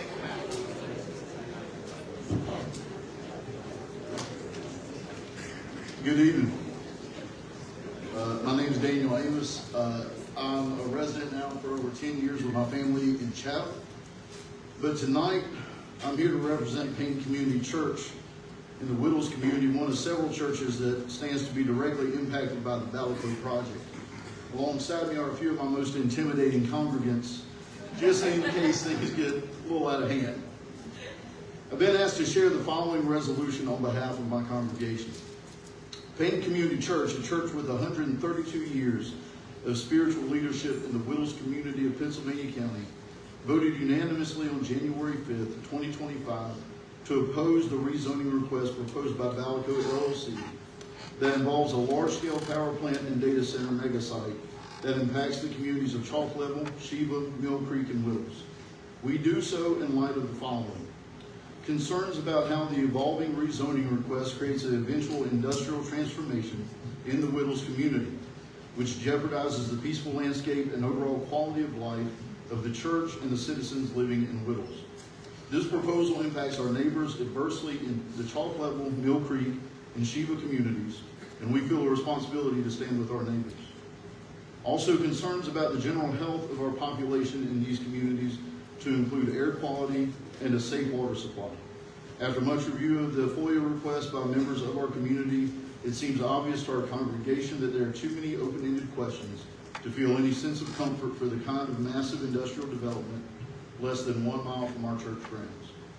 Also concerns about the fire hazards associated with data centers and how we mitigate risk to nearby homes, forests, and lands that surround our church facility. As well as concerns related to Balico admitting the current proposal was offered to not trigger a traffic study on local road systems impacted by this project. Rural roads like Payton, where our church is located, are not designed for heavy industrial traffic, and reconfigured road systems in all of the impacted neighborhoods would suggest a future of eminent domain style governance over these communities when ultimate changes take shape. As well as concerns connected to the general gross disregard for the fact that rural neighborhoods are made of citizens and organizations that willfully choose to live in the agriculturally zoned and residentially zoned areas for the purpose of living away from industrialization and all that represents in day-to-day life. And concerns about the future of our entire county and how our beloved communities and rural churches will be impacted if we continue to equivocate rural neighborhoods as landmass, available for development, landmass per quote by Matt Rowe regarding data center development. Over the past 2+ months, local citizens have invested in much due diligence that suggests data centers and gas-fired power plants do transform communities and change their quality of life. These areas with the least inflammatory response from citizens 3 minutes is complete. on the topic have chosen to place data centers and their power sources in industrial parks. In summary, concerns from Payton Community Church connect with our serving as a beacon of light for Jesus Christ, and we do attempt in all that we do to practice the teachings of Jesus to include scriptures from God's Word. Mark 12:31, love your neighbor as yourself. There is no commandment greater than this. We also offer scripture from 1 Timothy 6:10, for the love of money is the root of all kinds of evil. As we have heard feedback on this issue, it appears that the only positive factor involved is money. That factor comes with major consequences in the case of this kind of industrial development. Reverend, let's wrap it up. It's my understanding that as I represent the entire church at Payton Community Church, I would be given an extended amount of time. You should have requested that. Was that requested? No, sir, I don't have that down here. The chair's going to allow you 2 additional minutes. I appreciate it. Thank you, sir. Our church implores all elected officials, appointed officials, and hired county staff to think about what example you are showing to our community if this proposal moves forward. It is with this spirit that we respectively submit this resolution. So tonight you have an opportunity to stop the division, stop the frustration, stop the confusion, and hopefully let this community start to heal and maybe even salvage some of the relationships that have been destroyed in the name of profit. You can do all of this with a single word, so please, on behalf of Payton Community Church and so many that rely on your faithful service, say that word. Say no to Balico once and for all. Thank you. Thank you, man. Brother, do me a favor. We're going to watch that. Young people, young lady, come on back. I appreciate you all being here tonight. I really, really do. I know you have school tomorrow. Mr. Wilburn, would you do me a favor? Let's get a picture of these wonderful young people while they're here tonight, participating in their civic duties.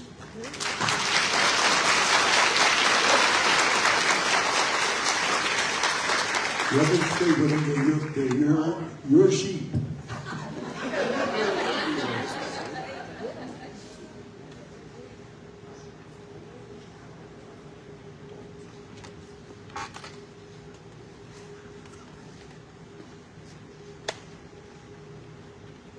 Thank you so much. Wayne Robertson. Mr. Robertson, good evening. Thank you for being here. My name is Wayne Robertson. I live in Ken Bowman's district. First, I want to tell you that I appreciate what you're doing. It's difficult a lot of times to be on the Board of Supervisors. Local government is important, and I appreciate that.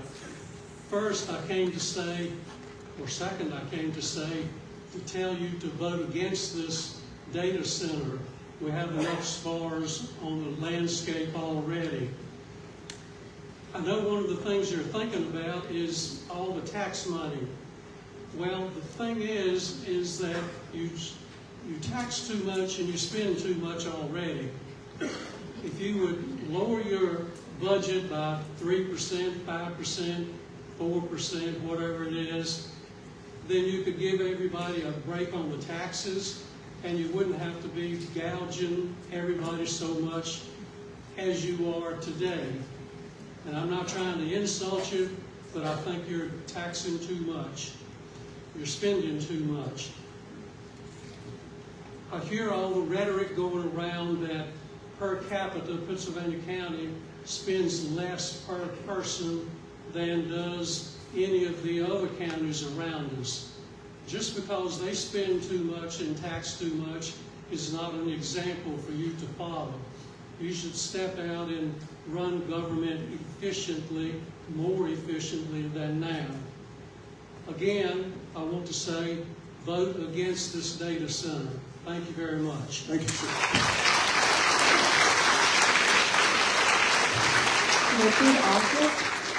Mr. Alford, good evening. Thank you for being here. My name is Richard Aldridge. I'm in the Bannister district, and me and my wife have had property here for like 15 years. We've moved here permanent from Chesapeake 3 years ago to get away from all the concrete. Now, this data center, Mr. Ali is telling everybody all these figures. He's telling you figures that he can't back up. He's telling you figures about how much these people are going to make at each one of these data centers. He can't say that. He don't own the data center. He's not the employer. He's selling it to somebody else. How does he know what their payroll is going to be? How does he know what their benefits are going to be? Taxes. How can he tell you how much taxes these people are going to pay when it's not him? Another thing, everybody says how great this water is.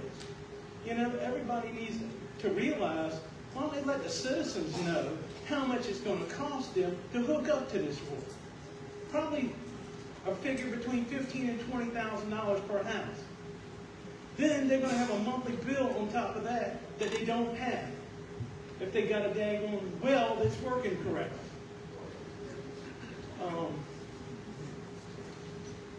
That's all I got to say. Thank you.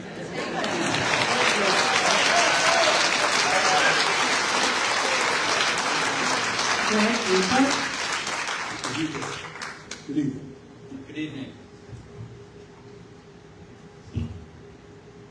Chairman Tucker and members of the Board of Supervisors, my name is Greg Buford. I'm a lawyer with the Southern Environmental Law Center. We represent Kathy Stump in the Bannister District and other county residents. Tonight, our clients and many members of the public ask you to vote no on the rezoning proposal. Let's put this ill-conceived project to bed. Throughout this process, it's been difficult to get a real feel for the impacts the proposal will have on life in the county. Will there be effects on traffic? The company says we don't need a traffic study. Will there be air pollution? The company says no more than a backyard barbecue. For a project of this scale, and remember, we're talking about the second largest gas plant in America, the board should not condone this less than transparent approach. We also now know that Balco's power plant will produce dangerous amounts of air pollution. Yesterday, we sent you a report from experts at the Harvard School of Public Health. That report contains important findings. The Balco power plant would produce over 300 tons of PM 2.5 pollution every year. These are fine particles that embed in the lungs and enter the bloodstream. And a lot of that pollution will end up right here in Pittsylvania County. Over 17,000 county residents would experience concentrations of PM 2.5 that can be expected to cause severe impacts, including increased hospitalizations due to heart attack, pneumonia, cardiovascular issues, or in some cases, stroke or cancer. And that pollution has a cost. It would increase healthcare-related costs by $31 million every year in Virginia and North Carolina. That's not a backyard barbecue. The report provides concrete, fact-based information that should inform your decision tonight. Thank you for the opportunity to speak. On behalf of our clients, we urge you to vote no. 30 seconds remaining. Thank you, sir.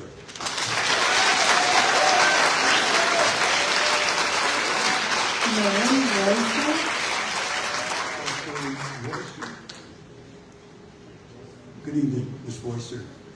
Welcome. My name is Mary Royster. I live at 126 Hedrick Drive, Chatham, and I'm in the Chatham district. I taught school in Gretna High School for 32 years. And one year in the 80s, situation ethics was brought to our school. And the teachers were required to teach it. I didn't teach it because I taught biology, and so I could get by with not doing that. The curriculum presented situations like you and 3 others are on a lifeboat. The lifeboat is only built for 3, and you cannot live there. You can't stay on it, only 3 people. And so then the children had to decide which person had the least value, which person could be disposed of, so that there could be only 3 people on the lifeboat. And I think that's awful. Here we have the same problem. There's not enough money. We need more taxes. The fire department needs more funds. HURT is desperate for a water plant.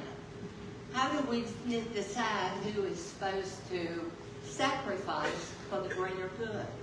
It's an artificial problem. God always has a solution if we seek Him. On the lifeboat, maybe you take turns holding on to the boat. Maybe you have other ideas. There will be other solutions. It's not the job of the people to see who is worthy to live and who is not. It's not your job to say who has to sacrifice for the greater good.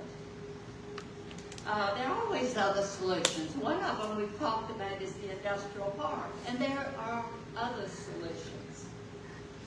The truth is, it is evil for one person or one group to decide that another person or another group is expendable. I cannot say, my needs are so great, you need to sacrifice yourself for the greater good. That is a wicked concept. God talks about self-sacrifice in the Bible, but He never mentions in that whole Bible making one person sacrifice for another. He speaks that we care for each other. So I'm asking you to vote no on this zoning request. And I'm asking you to do whatever you have to do. I don't know how it works, laws or regulations or whatever, that you make sure that we never face anything like this again.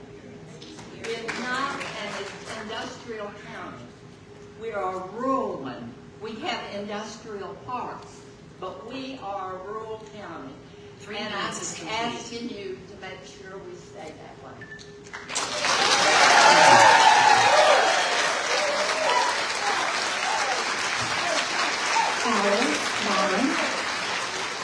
What's your first name? Bond. Ms. Bond. Yes. Thank you for being here this evening. Thank you, sir, and for the board.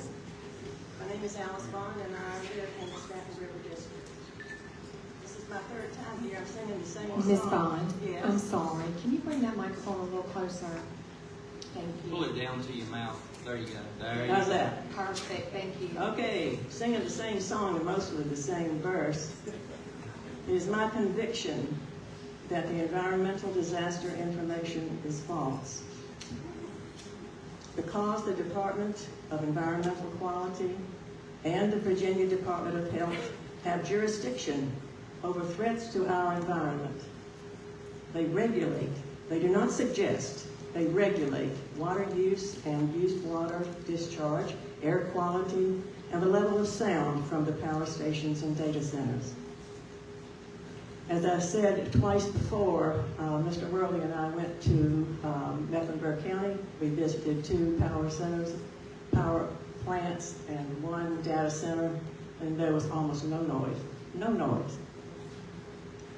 Anyone who says these legal requirements are not followed are doing you and our citizens a disservice. So then we're left, yes, why there is so much opposition to the data centers. If it's not environmental pollution, I think it's the mistaken information that you're given. It's true that the view will change, and change is often hard. But progress means change. It always has, and it always will. But progress has a purpose, and in this case, it involves considerable improvements for the citizens of the entire county, all of us. There would be the availability of good water for the citizens of Gretna and Chatham during droughts. That's for the town citizens, not for wells. Breaks in water bills and for needy citizens is most welcome. Fire hydrants along the 29 corridor and means needed improvements to our county schools. Our children and their teachers deserve safe schools and well-equipped classrooms. And there are jobs, good jobs. The estimates range from 200 to 500 jobs at the power station and data centers combined. These people will spend money in Pittsylvania 30 County. seconds remaining. They will buy cars and trucks. They will buy existing homes or build them. Their children will go to our schools and their families will attend our churches. They will buy stuff at our businesses. And businesses will pop up and they will pay taxes to our towns and counties. Yes, progress involves change, and in this case, I hope we bring it on. Thank you. Thank you so much. David Miller. Mr. Miller, good evening. Thank you for being here. Good to be here. I feel real sorry for all of you guys. I really do. I'm here to speak about a little ditty about Dave and Diane. Dave and Diane North. We live here in Chatham. We live off Motley's Mill Road. We have a venue. My wife and I, we proudly call this place home now. We love it. Diane is a talented designer and a licensed contractor. I'm an engineer. Our story begins back in 2016. As we were planning for retirement, we were looking for a place to live about two hours outside of Raleigh, North Carolina. We were coming from the mountains of Western Virginia, and we explored this area, Southside Virginia. It's beautiful. While the mountains were stunning, this beautiful rolling terrain and the great people that we met brought us to Pittsylvania County. We bought a piece of property on White Oak Mountain. We had a farm. We had cattle. I was going to be a gentleman farmer. You can't be a farmer and a gentleman. So now we bought another piece of property that we loved. We found about the rich tradition of this area. When we looked into this area, there's a guy named Kyle Griffith. He's a young historian from this area. He wrote a book about when pigs flew. And if you know, the pig family, they were a great family of this area. So we learned the history of this area. We learned about mills that were built in this area by Herman Melton. We also learned the history from Maud Clement, a name that resounds and travels throughout this beautiful Pittsylvania County. So there's great heritage in Pittsylvania County. Before too long, we fell in love with this mill, Motley's Mill, so we purchased it. We did because we loved it. We began to build and build and build. And we're still building because we love it. Our retirement savings are invested in this area. Our life is now part of this area. We love this area. Now, we came to this area because it was a rural, beautiful, agricultural area. From the start, when we looked here, we saw that there was a future in Pittsylvania County. Never in our wildest dreams or in our 30 nightmares seconds remaining. could we envision a concrete jungle being built around this beautiful area, the history of this area. We love it, and it's disheartening to see a 187-foot stack. And when I looked at the topo maps, and I did a line of sight from our beautiful venue, Motley's Mill, we will be able to see that garbage that grows from the sky. 3 minutes is complete. So please vote no to this endeavor from Ballico.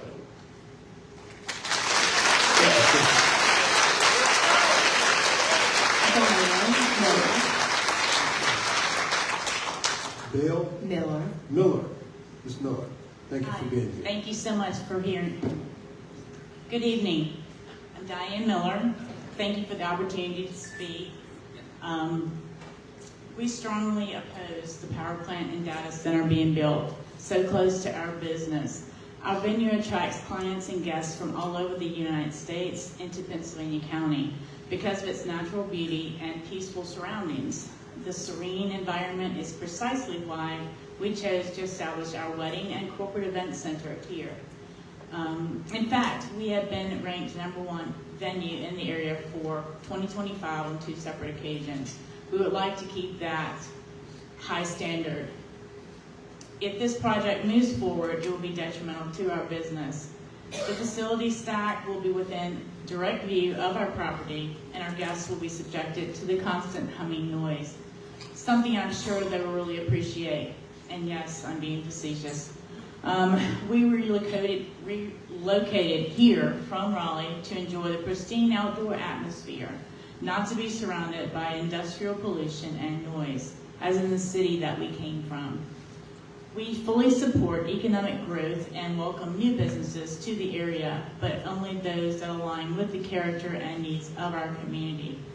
This project is simply not a suitable fit, in my view, for our community, but in an industrial site location. Thank you. Thank Rob Loving. Good evening, sir, and welcome. Thank you. Good evening. My name is Rob Loving. I live near Gretna, Callan's Gretna district. I'm opposed to this project, and I'm asking the board to vote no on this rezoning application. My family does not have roots in this area. We moved here in 2011 after searching for over a year. Mr. Loving, I'm sorry. Can you pull that microphone closer? How's You that? can pull it all the way down if you need to and adjust that. Yes. Right there? Better. Thank you. My family does not have roots in this area. We moved here in 2011 after searching for over a year for the perfect piece of land. It didn't matter to us exactly where it was, as long as it felt right and the rural nature of Pittsylvania County felt right.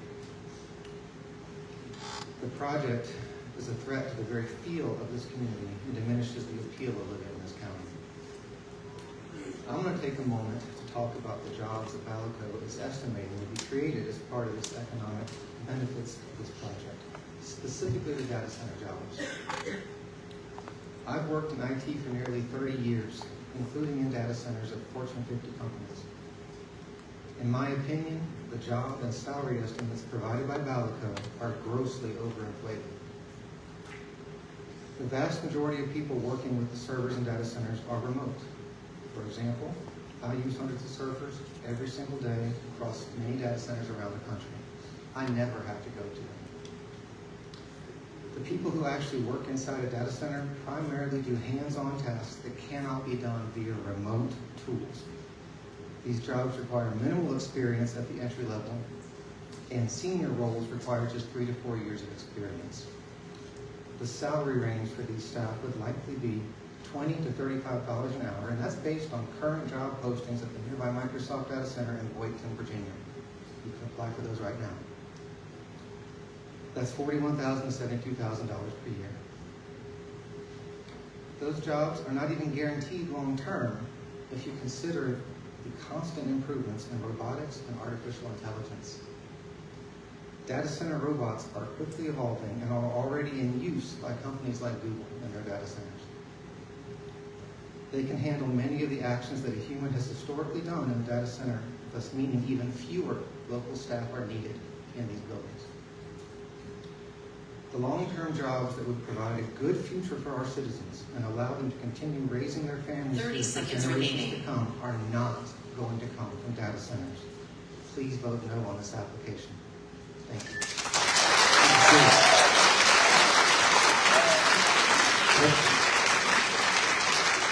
We're going to take a pause for the calls. We're going to recess for 7 minutes and we will be back.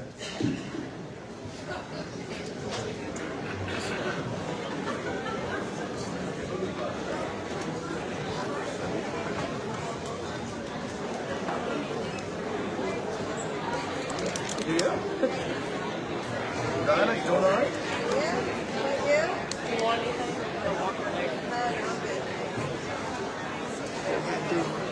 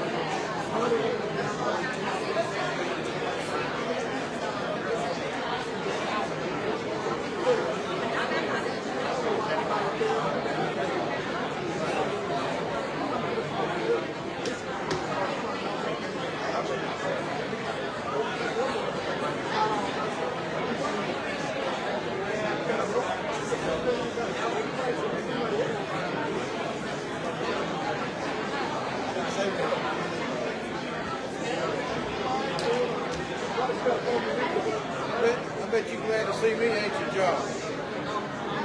Where I go, man? Doing all right?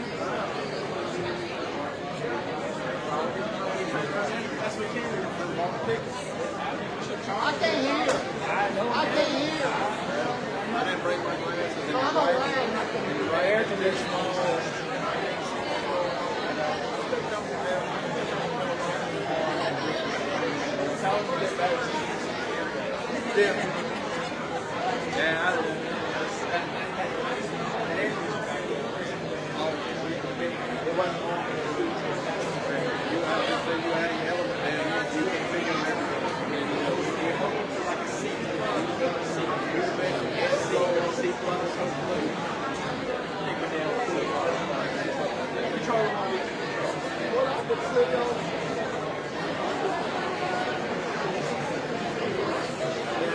Especially if everybody's speaking really good. I mean, the supervisor mics that work good. Yeah, they have a tough time here and back there. They have speakers that face now. We only have 2 channels. We're trying our best. So, giving our best.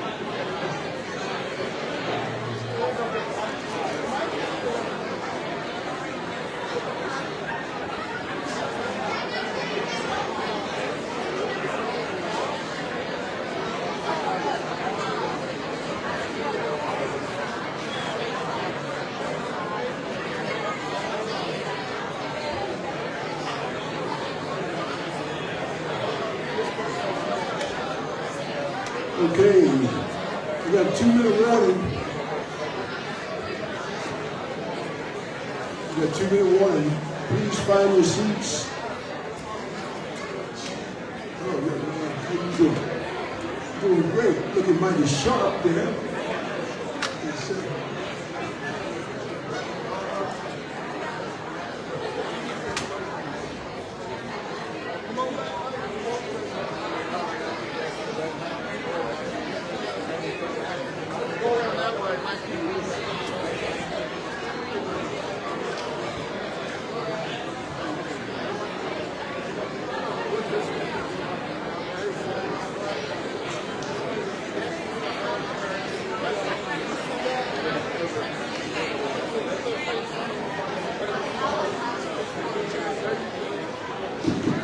Let's come to order, please. Find your seats. Let's come to order.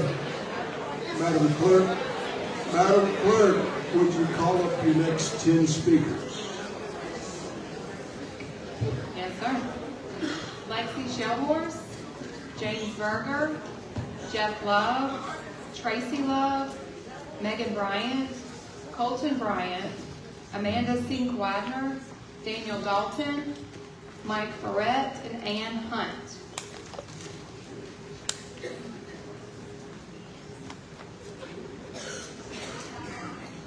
Yes, ma'am. Thank you so much. And our first speaker again is Ms. Shellhorst. Yes. Thank you for being here. Thank you. I will say really quick, she is speaking on behalf of the Coalition for the Protection of Pittsylvania County, and she has requested 10 minutes. 10 minutes? Yes. Yes, ma'am. Good evening, gentlemen. Good evening. I'm from the Callens-Gretna District. As the saying goes, the best predictor of future behavior is past behavior. So let's look at the history. Mr. Irfan Ali, the man behind the Balco proposal, has a troubling track record. Under a web of LLCs and corporate names, 19 of them listed under a virtual office in Herndon, he has repeatedly pursued massive projects that go nowhere. His most recent failure was the Chickahominy Power Plant in Charles City, a project that never moved beyond press releases and promises. Pittsylvania County FOIA documents show Mr. Ali was asked directly by both Emily Ragsdale and Matt Rowe to present real completed development projects for the board. There was no response because there were none. Attorney Stephen Gould offered only one example at the Planning Commission meeting, the unbuilt Chickahominy Power Plant.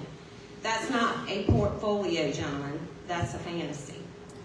This company's pattern has continued for years, skipping over local governments to approach residents directly, raising red flags across multiple counties. Louisa, Hanover, Henrico, officials were blindsided. In Louisa County, supervisors were so alarmed by the lack of transparency and evasive behavior that they demanded state oversight by the State Corporation Commission and asked them to deny the developer's request to be exempt from SEC regulation. Their boards openly criticized the quality of the information presented to them. It should be no surprise that this is exactly the behavior we now see here. Our comprehensive plan emphasizes protecting air and water resources, preserving visual character, and practicing low-impact development. This proposal contradicts all of that. Zoning exists for a reason. It's not just red tape. It's a tool to protect the communities and the residents. The very first zoning ordinance in the U.S. was passed in 1916 to protect urban residents from overcrowding, industrial encroachment, and loss of light and air. When zoning came to Pittsylvania County in 1991, it was introduced as a way to protect their land, their homes, and their quality of life. It was meant to ensure that growth would be thoughtful, sustainable, and in harmony with the values of our rural community. To now consider rezoning in a way that clearly contradicts that promise would be a betrayal of that original purpose. The recent Harvard study examined the proposed power plant and showed a conservative $31 million in healthcare costs each year. Those costs will be paid by the residents of this county and neighboring counties. This data directly contradicts Balco's website statements of no more pollution than a backyard barbecue or pumping gasoline. Given this discrepancy, it is important for the board to thoroughly evaluate the potential health and environment consequences of this project. It would be completely irresponsible for any of us to rely solely on the information provided by a developer and the companies he hired to make his sales pitch. I want to talk about taxes and something that was said earlier tonight about $9 per 100. That is if you are comparing to adjacent counties. Our effective tax rate for personal property is $2.70 per 100 because Pittsylvania County does not assess personal property at 100%. It is assessed at 30%. This county cannot afford to gamble on inflated revenue projections. Northern Virginia counties are already realizing that estimating tax revenue from data centers is a guessing game at best and virtually impossible on a proposed project. And while Mr. Ali claims he won't seek tax incentives, he has repeatedly stated he is not the end user. In fact, emails obtained through FOIA show requests have already been made for lower tax rates. Data center equipment for government uses are completely tax exempt. The equipment has huge depreciations, even the first year. We are not a prorated county, and that means that sometimes we can wait 364 days just to assess. Servers are not refreshed as often as companies predict, and all of these factors make it impossible to predict.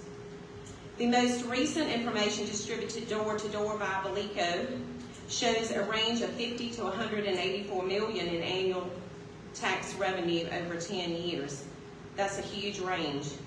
Information given to local media this week stated 182.4 million annually, but it noted that it was based on the original Belico proposal. Which is it? Is it a scaled-down version? Or if so, why are they using the revenue figures from the original 2,322 acres? This is a misrepresentation and nothing but an effort to deceive the public. The bottom line is this: any projected revenue from this development is at best a guess, and at worst, a false promise. Prince William County headlines last week stated a tax increase for the residents, averaged at about $300 per household. Where did all of their data center revenue go? As for the proffers being offered, they are filled with vague language like, to the extent commercially reasonable. That's a legal escape hatch, not a commitment. We have better, safer, and more reliable ways to fuel our local economy, ways that respect the land and the people who live on it. As members of this board, every decision you make sets a precedent and affects the county as a whole. Its people, its land, and its future. You cannot justify sacrificing one area of the county to benefit another, trading away health, safety, or quality of life of one community for another is not leadership. True stewardship requires the courage to say no when a proposal endangers even a portion of the citizens you swore to represent. At a recent meeting at the Gretna Theater, someone remarked that this area missed its opportunity when Interstate 85 went a different route. I thought, what? Seriously? We dodged a bullet. Is this the direction our county is headed? Do we want to be divided by an interstate and develop from the north end to the south, all in the name of money and progress, no matter the cost? And if that's the new vision for Pittsylvania County, then it needs to be said out loud. Make the announcement so that people who were born here and value country life can decide if they want to stay, so that families who choose to move to our farming communities and slower pace can start to look elsewhere. I'm deeply saddened by what has happened in our county over the past 6 months. I never thought that I would see the day when an outside developer could come in and align himself with local businesses and lead them to hurt their own community for profit. When you hurt your neighbors for profit, I don't know how you sleep at night. I ask you tonight to consider our motive. What motive could we have other than to protect our community? Those that are in opposition, let me be clear. I can tell you that when your motivator is money and only money, you will come out sideways and act out of character. And it changes who you are and what you represent. In closing, I want to go back to history. In 1871, Dr. Ferdinand Hayden, a geologist, led an expedition into the Yellowstone region at a time when railroads and developers were circling the area with visions of profit. Hayden saw something greater, and he went back to D.C. and fought to protect it. His work sparked movement that led to the creation of our first national park. Now I'm sure there's someone scribbling on a notepad behind me saying, Shuttleworth compares Chatham to Yellowstone National Park.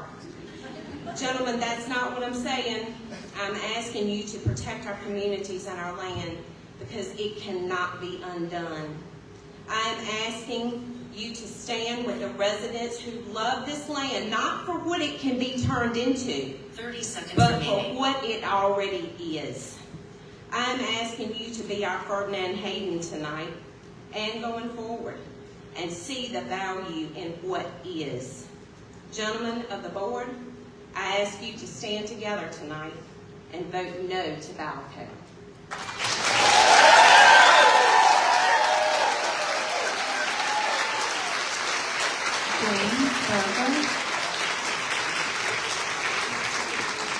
Good evening, sir, and welcome. Good evening. James Berger, 1389 Mill Creek Road. I don't know if he was real good with that.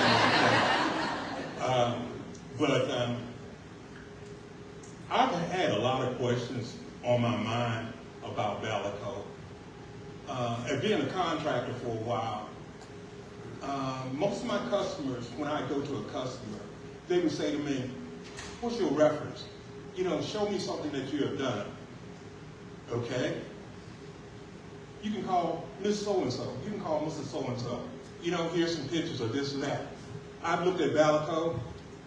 I don't see anything. You know, it's reading there and what this project right here will look like, but I'm confused. I'm confused about this whole project because when I'm out, and I need subcontractors to do plumbing or electrical, I got a history of their work. I don't see any of this. You know, like with the traffic, I don't see anything that they're saying that, hey, well, this amount of traffic is going to come. These are the repairs we're going to have to make. So all the trees going to go. So who's going to replace all that? What are we going to do about the clean air, about our water? And I think I said it at one of these. Did anyone go down to Leachville Lake and see how low the water table is there? You know, we're going to be using resources that we can't get back. So what are we going to do? What are our children going to do? They're going to go without water? It don't look pretty to me, you know. And I think most of the people here are not saying, let's not do the project. We're saying, let's have the project in the proper place. Being a contractor, you wouldn't want me to come and put your toilet in your kitchen with you.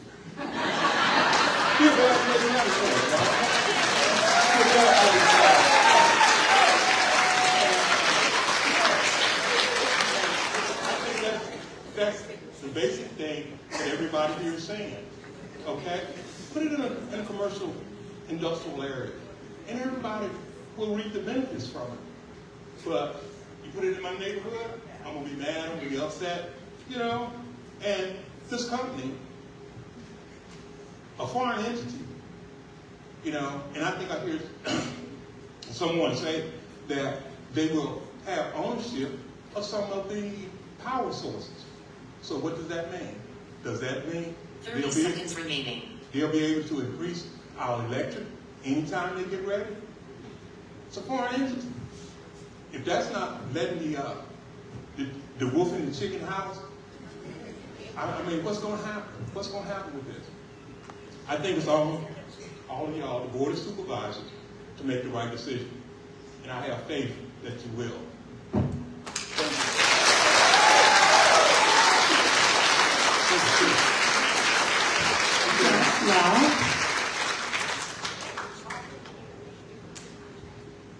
Good evening, gentlemen. Yes, sir.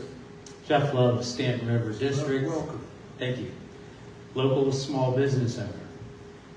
During Irving K. Ali's presentation at Hurt Elementary School, it was clearly evident that he had no background or experience as a successful developer.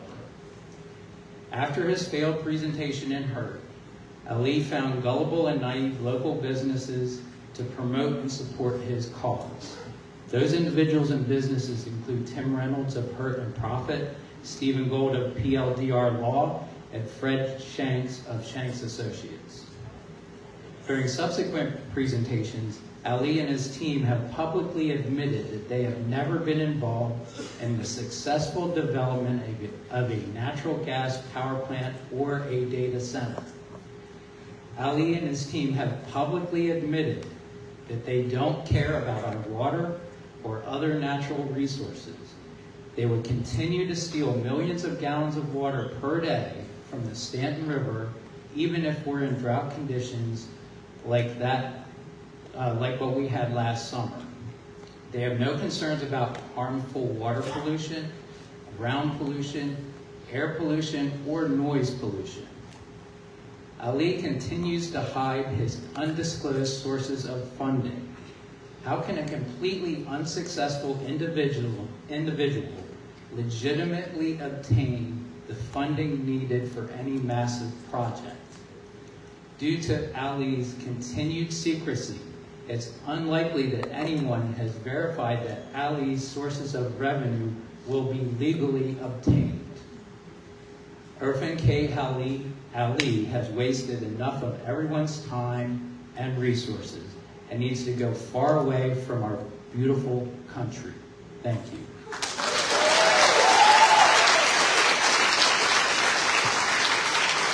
Tracy, now.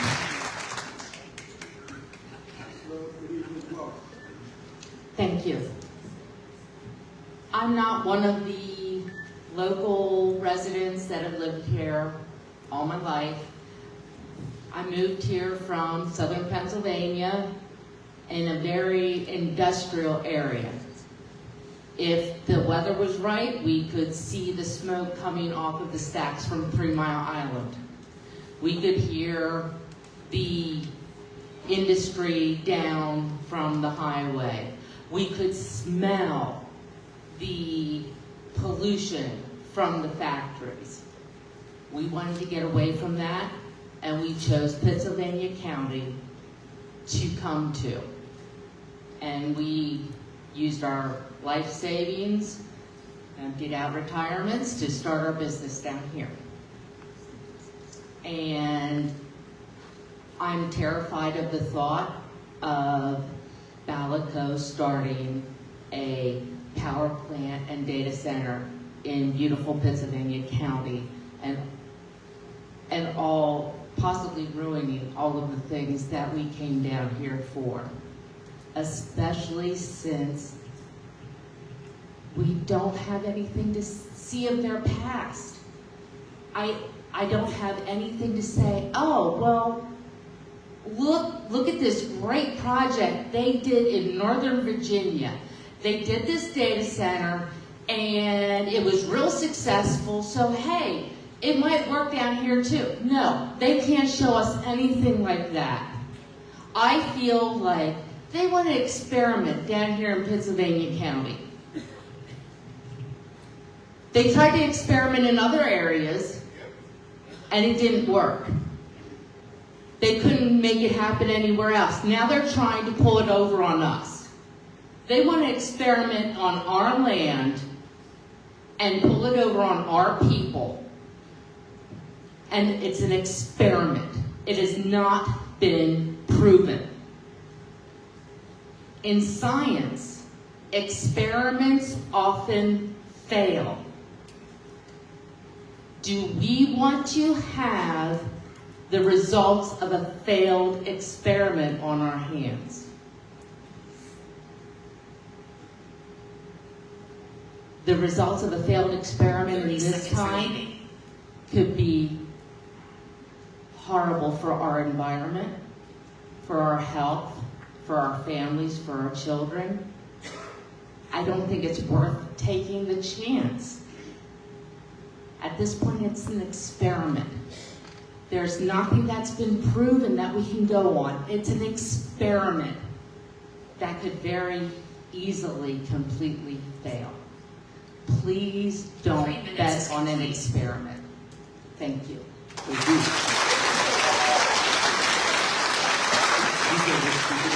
Megan Bryant. Bryant, good evening and welcome. Good evening. First off, I would like to say that I'm like so grateful for every single person who is invested in what is going on in this county, and I want to thank y'all for coming tonight. All right, so my name is Megan Bryant, and I live in the Bannister District. I've been a resident of Pittsylvania County all of my life. as have generations of my family. I'm a 2006 graduate of Gretna High. I have my master's in elementary education. And I've met, worked with, known, and called friends many people in this lovely county. I chose to remain here and raise my family here. I have 4 beautiful children that love it here, and I love hearing their plans for growing up and staying close to home. But the way we live is being threatened. We live in the middle of the Sheba and Whittles communities. We aren't able to just pick up and leave with ease when heavy industry comes in. We do our best to be good stewards of the land. We grow a lot of our own food, and we have great concern about how this project may affect our health. Will we even be able to continue growing our food if the bees are affected close to our home? Will there be enough water to go around? And that one is a genuine concern that every person in our county should have right now. As the leadership of our county, it is your duty to look out for the well-being of our county, to have good judgment, to be able to discern empty promises from true opportunity, to look at long-term effects and not just the quick buck. With power comes great responsibility, and this is your moment, where you weigh the options and make the hard choices. And believe me, I do not envy you and the scrutiny that you've most likely been under, nor the pressure that comes with these weighty decisions. I am very grateful to our Planning Commission, local organizations and businesses, and community leaders who have said no to this project in our county and stood up for their neighbors. As a lifelong resident, as a daughter, as a wife, but most importantly as a mother, I implore you to please choose to protect our county. Protect our rural communities. More than just the money in the county's pockets is at stake here. The next generations are dependent on your stance today. Longevity, legacy. Will these things come from projects like the solar panels and data centers? I think not. The technology is moving so fast we can see the expirations already. And then what? You can't just make it go back to the way that it was. This project does not belong in rural neighborhoods. 3 minutes. I thank you for your time.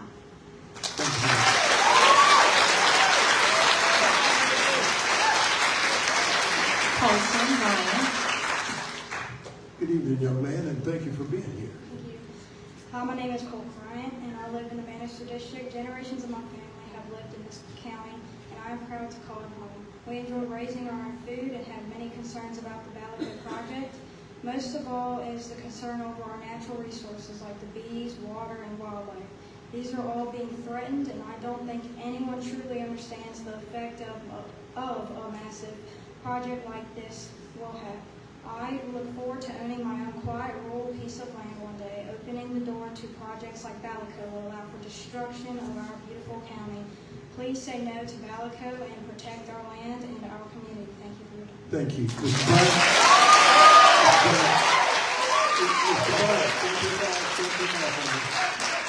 Bryant. Mr. Woodard, would you get a picture of Mr. Bryant and his mom? You know, it's precious because we're doing 2 things here. We want to recognize our young people that are engaged in their civic duties. And also, I appreciate the mom for teaching them and training them and bringing them along in the correct way. So please get a picture if you don't mind. And allow me that latitude. Thank you so much.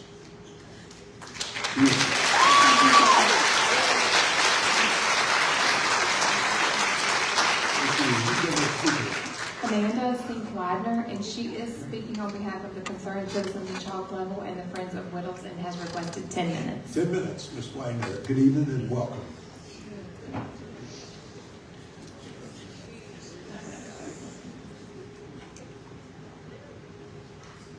My name is Amanda Sink-Widener. I reside in the Gretna-Callens district. And tonight I represent 2 groups, Concerned Citizens Chalk Level and the Friends of Whittles. Mr. Chairman and the board, it's gotten a little hot in here. The air is a little heavy. It's a little hard to breathe. But it's been hard for some of us to breathe since October 18, when a rezoning request hit the Star Tribune, the entire length of the paper column. And ever since that moment in time, we've been reeling with the shockwave across Pittsylvania County, and we have not recovered from that shockwave just yet. You see, though, Valleco didn't join the joy here in Pittsylvania County in October of 24. No, they arrived in 23 in December, inquiring about water utilities. And as we reviewed the FOIA, month after month after month went by, when our economic development team worked alongside Valleco just to throw spaghetti noodles up against a wall to try to figure out how you put a square peg in a round hole, finding that there really weren't good and easy answers to make those things take place. And so what we really found is some awkwardness during the process. Even a legacy engineer from Fredericksburg, Virginia, stated that he was concerned about visibility of the gas plant from US 29, concerns about adjacent landowners complaining about noise. And I want to make sure we pause right now. We're not talking about a data center. We're not talking about hyperscale data centers. The gemstone of this project is a 3,500 megawatt gas-fired power plant with 8 smokestacks that are 187 feet tall that we have now proven will puke pollution all over Pittsylvania County and neighboring neighborhoods. That is the crown jewel. But by July, the project had gotten ahead of the county, and the Department of Economic Development sent a letter to Mr. Irfan Ali in complete support of the project. One of the statements said, the purpose of this letter is to express support for Pittsylvania County's Department of Economic Development. Other measures, a description, but then it said, all located in a community desirous of welcoming and hosting large-scale data center developments. Mr. Chairman and gentlemen of our board, your taxpayers and your voters want to know tonight who was desirous. How could these communities be desirous for a project they knew nothing about? I am not trying to be hypercritical of any staff or any department, but gentlemen, there are unintended consequences when we let things get ahead of us. And we are asking critically that you lean deeply into the accountability of our county staff. I've spoken with many of you and I've asked one simple thing: to go to industrialized areas from which we can develop, and not to allow a developer to come out and actually carve out his own personal industrial park in our front yards and our backyards. You've heard from too many people. I don't know how any of you would look us in the eye tonight with a yes vote. I want to transition now to talk a little bit about the sociology of Pittsylvania County, because I like history and I like stories, and it's important to get certain elements of what's going on here on public record. You see, after the Gretna Theater meeting, a faceless Facebook page arose called Pittsylvania Co. First that was engaged to support Valleco, but mainly to actually expose the 5 women that engaged the Southern Environmental Law Center to help us marshal the law and understand more about environmental justice. The first victim was Kathy and her late husband, Tommy Stump. Terrible, disgraceful comments were made about the couple, and I'll tell everyone right now on public record, you would not find 2 nicer people, and Tommy left us way too soon. He was on my dad's first FFA livestock judging team at Chatham High School, and that man started his career driving a gas truck in high school. How dare anyone in this county say, rules for thee, but not for me, and insult the legacy of a dead man and attack his widow. Moving from there, though, we all got to enjoy some labels. We're racists and xenophobes, but yet the NAACP supports us. We're gossip girls and sewing circles, excuse me. We are the real housewives of Chatham, Mr. Chairman, and I do quote that our husbands don't have, sir, the cojones to reel us in and tell us that we are wrong. So as we're talking about labels tonight, gentlemen, let's make sure we don't forget this one. Let's talk a little bit about misogyny in Pittsylvania County. That seems to be alive and well. And let's make sure we address it, because you can't control Facebook, but you certainly can denounce behavior and you can reward it. Marginalizing women or any other group is not acceptable. How do you think my daughters and the young women who are seeing all of this respond when they see men marginalizing women in this county? You know what? I think out of bad things, a lot of good things can come. And I think this is a meaningful opportunity for change in Pittsylvania County. I personally think it is time for a good kind of trouble, a necessary trouble in Pittsylvania County, and some of us are ready to get the party started. Now, I've taken a personal beating. Let's see. I was told that I look younger on Facebook than I do in person. And Mr. Tucker, I went right out to the drugstore and I bought some new wrinkle cream, but I have not seen a bit of difference. I've been called a narcissist and self-centered, and yet I've not responded to any of the land speculators calling me from Texas and Ohio and Richmond. I've been called mentally ill, having a nervous breakdown in public. And I even was told that the only reason I am choreographing this opposition is to get back at someone in my past. Well, Mr. Chairman, I will tell you this. There'd be a lot easier ways for me to get back at anyone than attacking and targeting a Northern Virginia millionaire. Wouldn't you say, sir? I was told that I'm a coward behind the podium. So I'm making an assumption based on what I just shared with everybody on public record that I'll never be called that again. On March the 18th, the discussion of the Wizard of Oz came up with one of the speakers. Indeed, I used that theatrical analysis in the Planning Commission meeting. But in the eyes of the other speaker, you see, Glenda misled Dorothy. And, well, Dorothy killed somebody. But if we're going to talk about the movie, let's talk about it in accurate theatrical analytics. You see, Glenda didn't spoon-feed Dorothy. Glenda made Dorothy earn it on her own. And she had to figure out who she was as she traveled down the yellow brick road. And in doing so, she put her arms around people. She showed care and kindness toward people. And she helped her friends find brains, heart, and courage, the three attributes that all 7 of you are going to have to use tonight to make the right decision. And theatrical analysts say that she represented the commoner, the pedestrian citizen, the working class. And in doing what she did, she actually lifted the land of Oz from oppression and wickedness. So I'm here to tell anybody, if you want to poke fun at me for being Dorothy, that is a label, Mr. Chairman, I am very comfortable wearing tonight and hereafter. Well, no, we're not here to talk about Dorothy. And we're not here to talk about characters and labels, are we? We're here to talk about human lives. And that has been my post. And that has been exactly what I've done to represent the human touch point. Something that an engineer and something that a lawyer cannot quantify on paper.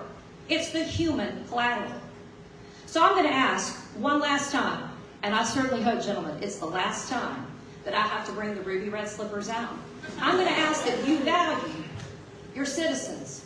I'm going to ask that you want to save these communities, that you want to save Chalk Level and Mill Creek and Sheba and Whittles and the lives that exist there today. I'm going to ask every single one of you to vote no tonight, to save our communities. Because you know what, fellas? There's no place like home. And ladies and gentlemen of Pittsylvania County, let's show one more time to our Board of Supervisors by standing in solidarity that there is no place like home. There's no place like home. There's no place like home. There's no place like home. There's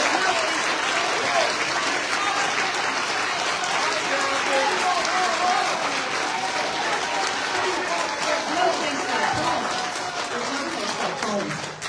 There's no place like home. Gentlemen, there's only one thing left to do tonight. That's to give Ballico an amicable nod, a handshake. And Mr. Chairman, let's help them pack their bags.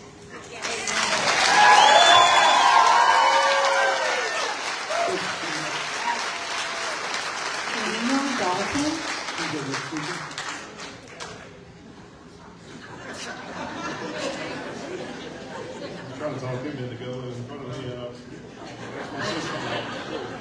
What was that name again? I'm sorry. Daniel Dalton. Okay. Mr. Daniel Dalton, thank you so much for being here. First, I want to start by thanking y'all, Mr. Chairman. Thank you for being a good leader. One thing that you should be really proud of, you look out here and this is your district. All together, all races have come together. People have shown their true colors. But the big thing is we all standing together. We're all fighting a fight that we all truly love our homes and love our counties. And you should be proud of your district out here. So that's number one. Number two, I'm a fact finder by nature. That's pretty much what I do. So, of course, when Balco came up, I went to a meeting in Java. None of the information seemed to be legit, so I said, I'm going to Northern Virginia. They got a town hall on data centers. I'm going to see what people that live around data centers say. So I know people have traveled to Mecklenburg. A lot of the data centers, some of them aren't even operational. But when you go to a town hall in Northern Virginia where they're surrounded by data centers and that's everything, there are people that are fed up. With what people have said tonight and they're scared of, they're living. So there is no question. I've seen it. I've heard it. The Board of Supervisors chair drove me around and showed me some of the mega data centers. Also showed me many that have been built that they can't even run power to. So they're just there, and they just keep popping up. Even the battlefield up there in Northern Virginia, they're fighting to keep data centers off the lines of the battlefield. So that's one point. I can't find any facts about what Balco wants here. They can't give you any facts. They say there's no noise. I'm an industrial expert. That's what's been told to me, so I don't know if I believe that or not, but I've been in industrial sites for 20 years, and I continue that. We've had personal attacks, as mentioned before. I've had personal attacks on my job, just for speaking in this. This should be a right that we have. So I'm here, number one, just to talk, to prove that we can't be silenced. A job is not worth our land. This is our family. 2 of those girls that were up here with the pastor are my children. My family's been here since 1863, farming tobacco. We've stayed here. We've built our homes here. So in another fact-finding thing. 30 seconds remaining. Okay. Another fact-finding thing, I've joined Virginia Data Centers Reform and some other boards. When data centers come into an area, last year we had company after company after company coming in with economic development, manufacturers wanting to be here, wanting to come in. Now I know we gained microporous, but since that day of the data center release, not one manufacturer has 3 minutes is complete. They have not came to look at this county because they scare them off. They take all your help, they take all the jobs, and then they vanish. So I thank you for your time, and I appreciate it. Thank you, sir.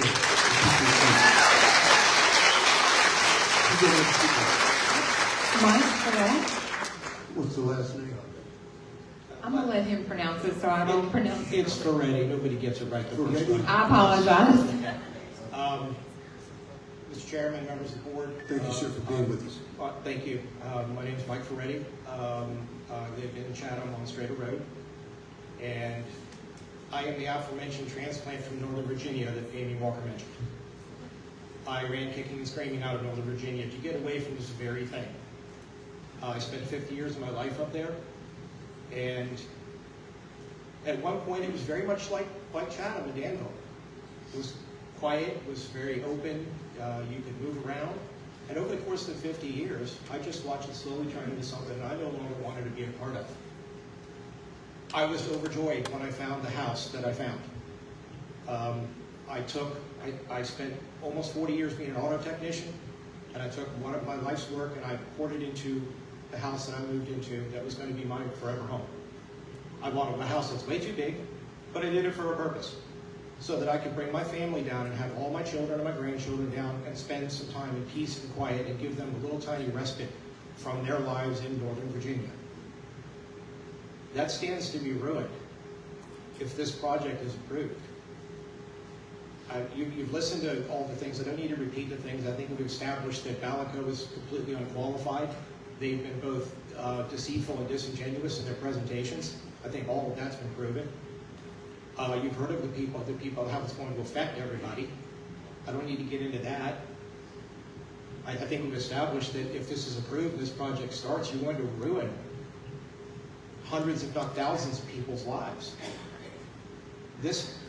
Even if I wanted to get away from this, once this is approved, how can I sell my home to move away? I'm going to be financially crippled. I'm not going to be able to get anywhere near what it's worth. No one's going to want to live next to this. So you're actually causing me harm and the other people around the area harm by doing this. But what I really want to discuss is the long term, the Northern Virginia effect that this is going to have. I witnessed it. It's real. The noise, anybody that says the noise isn't real is either deaf or isn't parking next to or driving by an active data center. The noise is real. The light pollution is real. I didn't live right next to it. I ran down here to get away from it, and I feel like I dragged it down here like gum on my shoe. I was miles from it up there. I only had to see it occasionally. Now I'm looking at having to live right next to it. I don't think it's the right thing to force suffering on other human beings for financial gain. I don't think that's very Christian. Okay, and I wouldn't want that on my conscience. So I'm asking you, please, respectfully, put this to bed for good. Vote this down, and vote it down with prejudice so we don't have to ever go through this ever again. I thank you for your time, and I thank you for your service. And I ask you to please vote no. Thank you.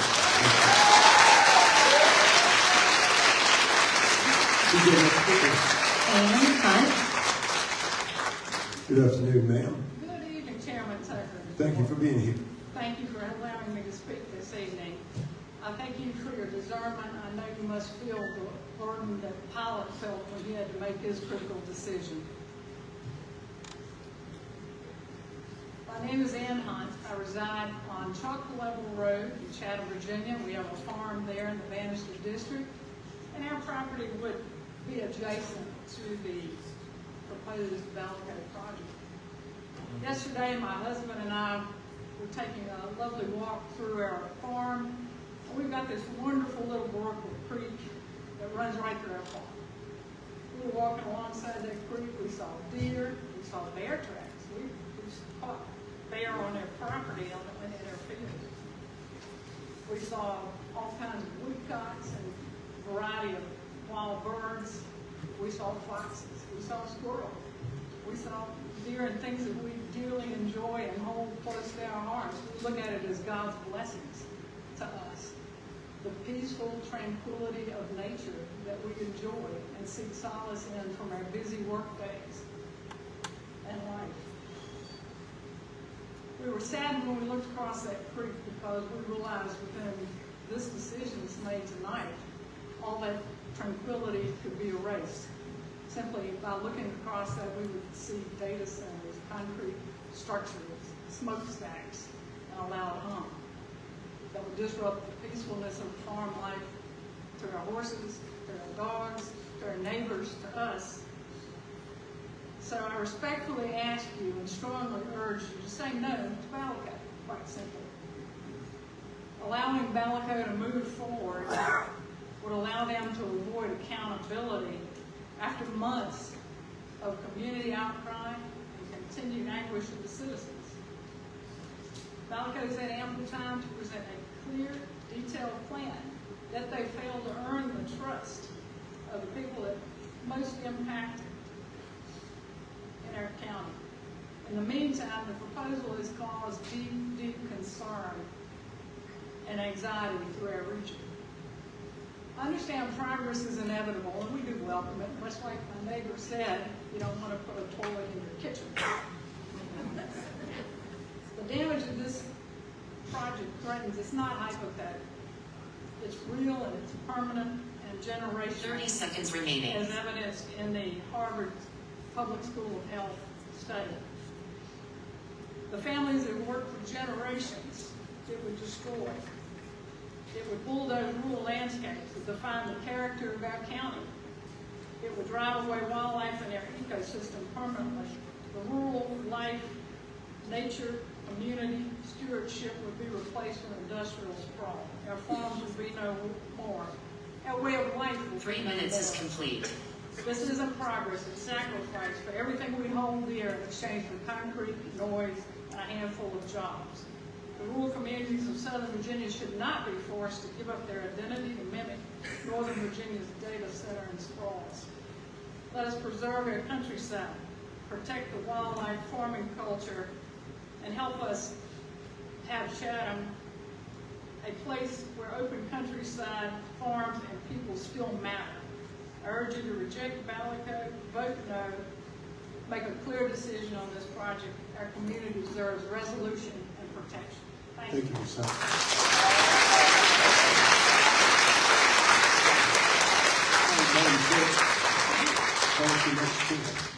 Lisa Shorter, Barry Creasy, Sherry Garner, Elizabeth Cavello, David Willis Jr., and Justin McKay.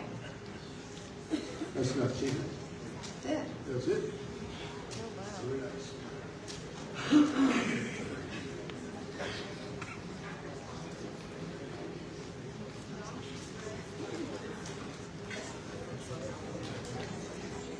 Good evening and welcome. Thank you for having me here and letting us all speak tonight. No worries. Can I ask you to pull that mic in? I'm Lisa Shorter. I live in the Bannister District. I'm a lifelong resident of Pittsylvania County, and if I make it to Thursday, that'll be 67 years. I have owned a business since 1992. I started the first Chatham Animal Clinic, and currently my business partner and myself are constructing a new clinic on the corner of North Main Street and Chalk Level Road there in Chatham. I've practiced veterinary medicine for 40 years this year. My farm and home is a mile to a mile and a half as a crow flies from this proposed site. I value my community. I value my neighbors, my church, and my peace of mind. I, like many others, have worked hard all of our lives to have a home, to have a farm, and hopefully in a few years might retire. But I don't know. With this project, it is very devastating to all of us in this rural community. It affects our farmland, it affects our way of life. I've always felt that I was blessed to have owned land, and I was taught to always be a good steward of everything I had. I know, as the board knows, that the water plant in Hurt isn't go regardless of the Valleco coming. It's been used as a talking point on numerous occasions, but there are other projects we know that have been involved in. Also, I don't think Valleco actually is needed for that water plant to be there. The board and others have done economic studies on the financial impact and gains associated with Valleco coming. But have you ever done a study on what we would have to lose to our community, to our churches, to our schools, their public schools and Hargrave and Chatham Hall, to our quality of life?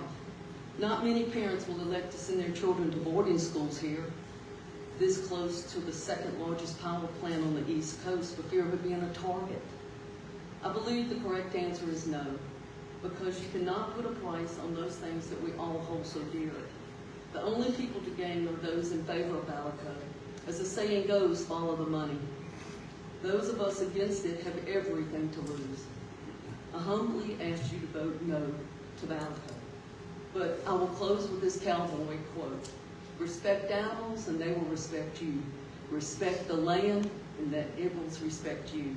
It's not about 30 seconds remaining. It's not about control. It's about trust. And I trust you all will do the right thing by voting no.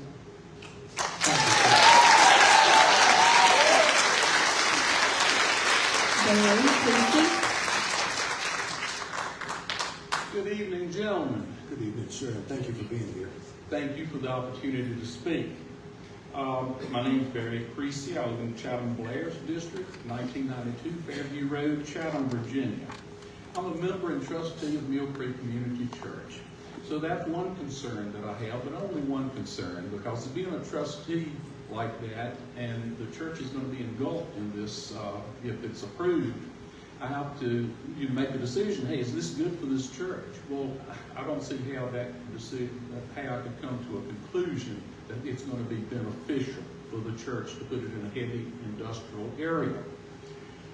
Now, without turning the first shovel of dirt, there's already been destruction down there because lifelong friendships have been destroyed, and I just hope that they can be repaired. I really do. It's the wrong location for the second largest power plant in this country. It's wrong to change our peaceful agricultural and residential areas to heavy industry. It's wrong to surround our churches in a heavy industrial site. It's wrong to destroy the dreams of people who have bought and who are building homes in that area. They want to be in this area because of the peace and quietness that you get by living in a rural area. Now, I've lived in Pittsylvania County for 66 years of my 69 years. When I first went to work in Danville, I moved to Danville into a neighborhood, and that wasn't for me. 3 years later, I'm back out in the country. Some people don't like neighborhoods and don't like living in cities, and I think we heard that expressed tonight. The roads don't support this. I mean, I've heard people talking about, well, they're going to use 57 and go up Transco Road.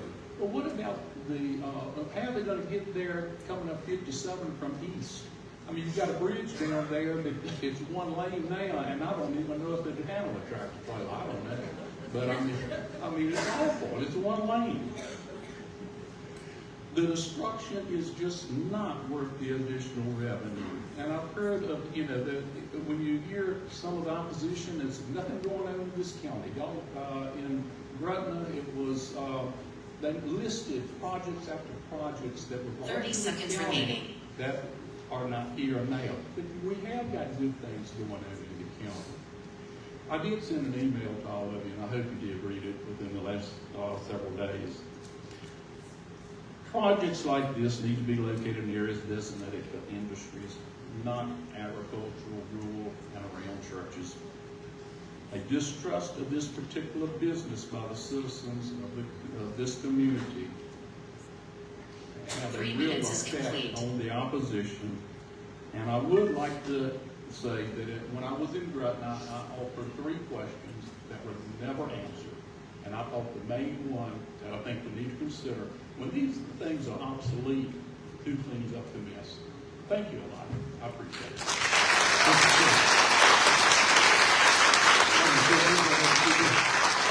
Sharon Garner. Ms. Garner. This farm that I live on is where my great-grandfather raised tobacco for 74 years. This farm is where my grandfather, uncles, and dad have been raising beef cattle for 95 years. I keep hearing it's just land. Well, I'm here to tell you it is so much more than just land. It is just land where pear trees were planted in 1937 by my great-grandmother, and my children can still eat pears off of them today if they can beat the raccoons to them. It is just land where 2 crepe myrtles were given to my dad's parents by my mom's parents, and they still bloom beautifully today. It is just land that has a dogwood that my dad and uncles gave my grandma for Mother's Day one year. It is just land where I learned from watching my grandfather, my uncles, and dad the true meaning of hard work. It is just land where my brother, cousins, and I learned valuable life lessons, such as the miracle of life by watching calves be born, never touch an electric fence, and run when you see a skunk in the daylight. It is just land that I get to raise the 5th generation on.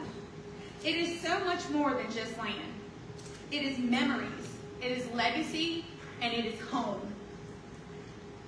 We could have picked anywhere to live, my husband and I, but we chose to live in Whittles because of the open space, fresh air, and clean water. So I'm asking you, when you make your decision tonight, to please think of the families and the heritage. And I appeal to you to make the right decision and vote no. Thank you.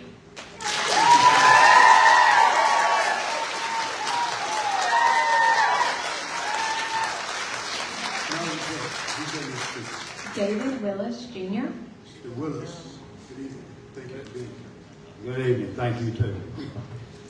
Good evening, everyone. And I hate to take away from anything anyone has said up here. Everyone has said the truth, the whole truth, and nothing but the truth. If you take this, if you allow this to happen, I don't know what's going to happen, because nobody knows what's going to happen, because it always seems like it's a lie, or nobody knows what's going to happen. So if y'all allow these Belico people or whatever to do whatever they want to do, then you're just going to just hand all these people over to the wolves and let them have their way with them. I want to tell everyone up here a story about myself, about how a lie destroyed my life 20 years ago, and how that lie is still being told today, and how lies destroy lives, and how lives are worth more than just money. You know, this county is worth more than just money. The people love this county. People love the fresh air. The eagles love the place. The animals love the place. They don't want their ears drums busted, and they don't want to have to go find them a new home either. Everyone loves the county, the people, the animals, everybody. 20 years ago, someone decided it's going to take my life from me. They told a lie on me, put me in Chatham jail. They went and talked to the judge behind closed doors and told the terrible lie that they were telling on me. The judge that was presiding over my case, the judge that I had to go in front of, was going to judge my life. This man went behind closed doors and told this judge, obviously the same lie that he's told on Facebook Live a year ago about me, and still telling today.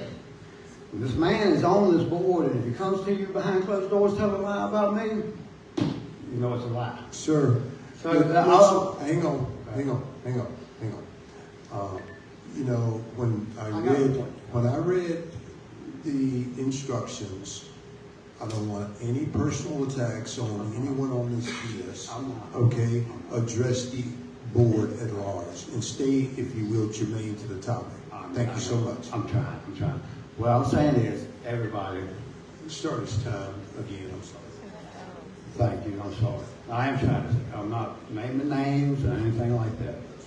Well, I just want everyone to realize is, when you hear things behind closed doors, stuff like Belico, somebody trying to talk you into whatever they're trying to do, try to convince you to come their way. Usually when it's discussed behind closed doors and stuff like that, it's usually for a purpose. There's more than likely a lie or some other reason behind it. It's not 30 seconds remaining. Truth like these people out here are telling, you know, the public. So you can't trust everything you hear behind closed doors and everything like that. So don't base your judgment on what you hear behind closed doors. Base your judgment on what you heard today from these people about their way of life, what they want in their county, and why they don't want to be sold out for money. They don't want this county to cover with concrete and them have to leave because this county wants money. They've already raised their taxes for money, and they figure out another way to get money. They don't need money from these people. Thank you, and please base your judgment on what you believe and what you believe these people deserve. Thank you. Thank you so much, sir. Justin, okay. Thank you, sir. Good evening, and thank you for being with us. Thank you for letting me speak. We've been here a while. I'm going to go ahead and keep it very simple, very short. Me and my family moved to this area for one reason, and that reason alone was to live secluded. You know, just because some people like industrial areas doesn't mean we all do. And I believe our voices have just as much impact as theirs. I'm not against growth. The county needs it. I'm not going to deny that. Hurt needs its water plant. I'm not going to deny that.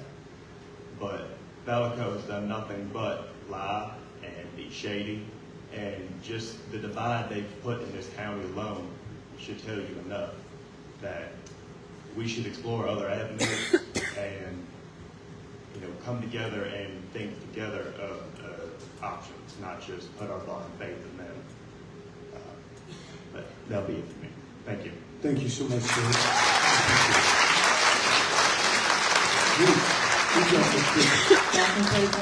That concludes our speakers. It is 10:11. We close the public hearing. All right. Before I address this, let me make a couple of comments. Let me first thank everyone that showed up tonight to speak, and even if you didn't speak, you showed up in solidarity or support. Again, from the window I sit and look out of as the chairman and also the supervisor for the Bannister Magisterial District, one thing I committed to you, when Judge Moreau appointed me, in my first interview, I shared that I would listen to the constituents and we would have dialogue with the board and we would try and coalesce around common ground, because the public expects this board to basically work in the best interests of all the citizens in the county. And we have to make sure that we are making our decisions for the greater good. Now, as the chairman, one thing I shared with you, that I wanted to provide, I would call it principal leadership, okay? The good book teaches, let your yea be yea and your nay be nay. And I think, based on everything that I've heard and I've listened to everyone, and I appreciate everyone's email that you sent me. I appreciate the phone calls.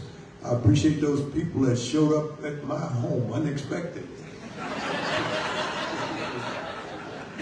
And it's a good thing I've softened since my grandfather, because I didn't put you to work, because typically I'm working when I'm around home. But to address this meeting, no disrespect to the investor, Valco LLC. And I've had a couple of interviews and I've told people that we can only control the controllables. We cannot control what an investor or an entity or a business does. But that has been the challenge. One, transparency. Two, trying to get the correct proffers, conditions, trying to extract information. I sent an email out to the board at large last night, and I just simply asked a question. If you're going to build a stick house from the ground up, and you own the property, are you going to put that type of an investment in the hands of someone that has not built a house? So that's kind of where I'm falling here in terms of, that lack of experience, and I've had conversations with the remainder of the board. Let me also stress that I've talked to people, I've shared that I'm not opposed to data centers. But I'm a little bit old school, because I'm not going to support this effort, because you don't get a second chance to make a first good impression, one. And two, if it does not start out right, it does not end well. And three, we don't have community buy-in. And I know different pockets of the county, some are seeking and they're looking for certain things. But here's the good news. I'm going to make a motion to deny this application. Having said that, okay, we have to make sure that we learn some lessons going forward. It has cost all of us in this room a lot of time, a lot of energy. Thank you to the staff. Thank you to our attorney and to the board. We've tried to fill the calls and the emails, that sort of thing. There have been a lot of pain in the community, within churches, within families, that sort of thing. But at the same time, we're going to face situations like this going forward. What are the takeaways that we can basically use going forward? I appreciate everyone that did your due diligence and your research, but there are a lot of things that we have to address as a county. And that's one of the reasons, one of my initiatives was to work on the comprehensive plan to make sure that that is updated, and hopefully as we move forward in the future, when we come up against these types of decisions, if we have an up-to-date comprehensive plan, it does not put as much heartache and it doesn't put as much pressure on this board. Having said that, from the chair, and I appreciate all of Bannister, and you know, I even had a gentleman to ask me if I changed my mind since I was down at Mill Creek. Okay? And listen, the only thing you have in this world that you can leave as your legacy is your good word. Okay? So I'm from the chair, since it's in my district, I'm going to move to deny Balico LLC rezoning application based upon the proposed layout of the project, the height and profile of the structures of the proposed project, the expected admissions, the limited benefit of jobs for the county, and the lack of clarity in the proffers and plans presented. That is my motion. Is there support? Second. I'll second. Thank you. We'll let Mr. Height, our Vice Chair, second that. Is there discussion? Yes, Mr. Boyd. Mr. Chair, if you don't mind, I'm going to take just about 2 minutes here because I met with a lot of people over the last 3 months, and I just want to state my position for the record. So I've listened to a number of people over the last 3 months, ever since the Planning Commission voted, and I met with a number of people on site, to include the landowner. I've been out there, ridden through the property. I've also met with those folks that are for this property being rezoned and also against it. Everybody has valid reasons. They have their concerns. In the same token, I've witnessed a division, just like it's been noted, among the community. It's going to take a long time to heal that pain. It may take a generation, because if you're from here, you don't forget. And it's just the way it is. And people, if you do forget, I'm sure somebody will remind you. So this is one of those things that it's going to take a while to get over. Unfortunately, and I'm going to state this in my opinion, not for the board, but in my opinion, the project came out of the gate without being prepared to address the concerns of the community.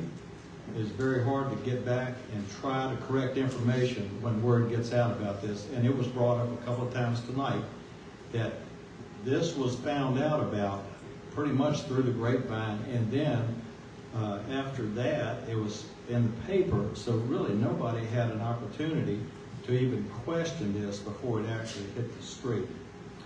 So now, 7 people sitting up here are going to have the responsibility to decide the future of this project. Again, it's in my opinion, communication from the developer to the community failed. In addition, the developer failed to provide information in a timely manner to the planning department as requested.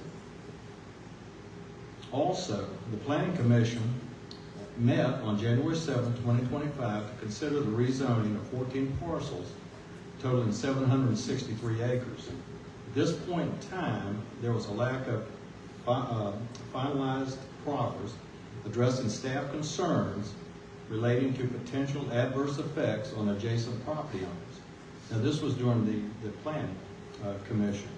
Based on the proposal from Balico to the Planning Commission, the Planning Commission voted no to the project of rezoning. Again, Balico was not prepared to sell the project to the community or to this board. Although 3 months have gone by, very little has changed with the project preparation. My question is Mr. Ali here tonight? This is his request for rezoning.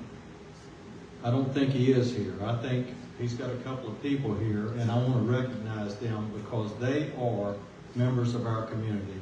Stephen Gould, Mr. Stephen Gould, the attorney, and Mr. Tim Reynolds, who's been working with this project. Folks, Mr. Ali may go away, but these folks right here are still members of our community, and they were doing their job. So I want to thank them for doing what they were hired to do. Also, if he's not here, and this is just me, one of my principles, if it means that much to you to have a property rezoned, and we hear them every month, it may just be a half acre or it could be 1,000 acres, then it's incumbent on you to stand before the board and state your case. The chairman will ask you if you have any comments or if you'd like to make any remarks. It's up to you. So if it means that much to you to have it rezoned, then I would think that you'd want to be here in front of this board to state your case. Because if it doesn't mean anything to you, it doesn't mean anything to me. And that's just the way I feel. So that being said, I will close and say thank you to everyone who attended the meetings tonight. Sent emails. I'm going to piggyback on Mr. Tucker here. Make phone calls. Call me in the many locations like Food Lion, the restaurants, the post office, and wanting to share their opinions and thoughts and concerns about this project. I will say this. It is one battle, which so far has been a long slog, going forward. Just be aware, this may not be the last one, as he has already alluded to. So, that being said, I will be voting no on the rezoning of the property for the Balco project. Any other discussion? For the sake of clarity now, I'm going to share with the board. If you vote yes, that means that you are denying the application. Okay, if you vote no, you are actually approving the application. So, Ms. McCluster, would you read that motion again for clarity? Absolutely. So the motion is to deny Balco LLC's rezoning application based upon the proposed layout of the project, the height and profile of the structures of the proposed project, the expected emissions, the limited benefit of jobs for the county, and the lack of clarity in the proffers and plans presented. Thank you, Ms. McCluster. Any additional discussion? Gentlemen, cast your votes.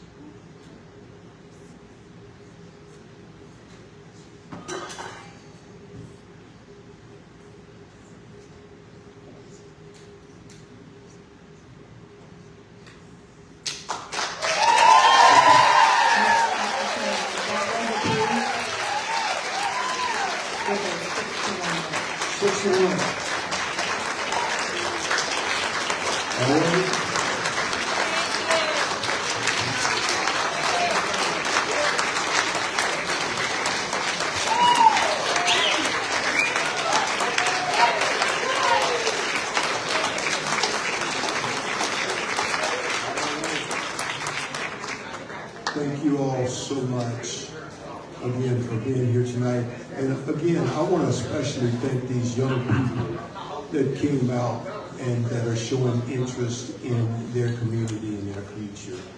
All right, gentlemen, is there, Mr. Evans, any unfinished business? No, Mr. Chairman. Thank you, sir. Any new business, sir? No, Mr. Chairman. No new business. Any matters from the work session? No matters from work session. No matters from the work session. Gentlemen, I'm going to ask for board members' reports. No. And I'm going to ask all of you all to be gracious with the remainder of our time. We've been here quite a while. Vice Chair Height.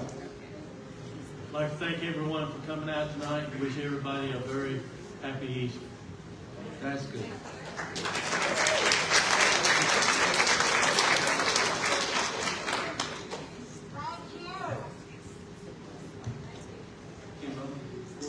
I'm sorry. Yes, sir. So I concur with what Mr. Height said there, and the only thing, I'll postpone these for the next meeting. condolences to Mr. Ingram on the loss of his brother, and our thoughts and prayers are with you, Vic. Thank you, Mr. Chair. Thank you so much. Mr. Dudley? Yes, sir, Mr. Chairman. Thank you so much. Ladies and gentlemen, thank you so much for coming out. I appreciate your participation. We live in a free country, and it's okay. Everybody have a good Easter, and I will give my time up to probably Mr. Whittle. Mr. Ingram? Mr. Ingram, I'm sorry. Thank you, Mr. Chairman. I'd like to personally invite you guys to come back next month because it's always good to see a full house. This is what we call government in action, but thank you for being here. I think all that could have been said has been said, and we'll move on. And Mr. Bowman, thank you for your kind words at the loss of my brother. And having said that, I hope you have a great Easter as well. Mr. Dalton? Yes, sir. Thank you, Mr. Chairman. Again, I'd like to thank everyone that come out, all your comments. I want to thank all the staff, mainly for setting this facility up. It is a big task, and a huge thank you to them. Everybody have a happy and safe Easter, and keep Mr. Ingram in your thoughts and prayers for losing his brother. Thank you, Mr. Chairman. Thank you, sir. Mr. Whittle? I want to thank everybody for coming out. Appreciate everybody's input. Really good meeting. Thank the staff. Thank the sheriff's department for just hanging out with us tonight. Thank all the staff, and I lost my notes down here, so everybody have a great evening. Thank you, Mr. Whittle. The last thing I'm going to say is the fact that, we've had strained relationships, during this whole process. However, as we celebrate Easter, remember resurrection. The resurrection is all about, coming back from the darkest hours in human misery. So now you can celebrate Easter and remember it's all about making a comeback. Again, thank you all for being here tonight. Mr. Shorter. Just happy Easter to everyone, and thanks for the opportunity to serve. Thank you, sir. Mr. Evans, anything further? Just beautiful to see the government in process. Yes, sir. Thank you so much. We stand adjourned.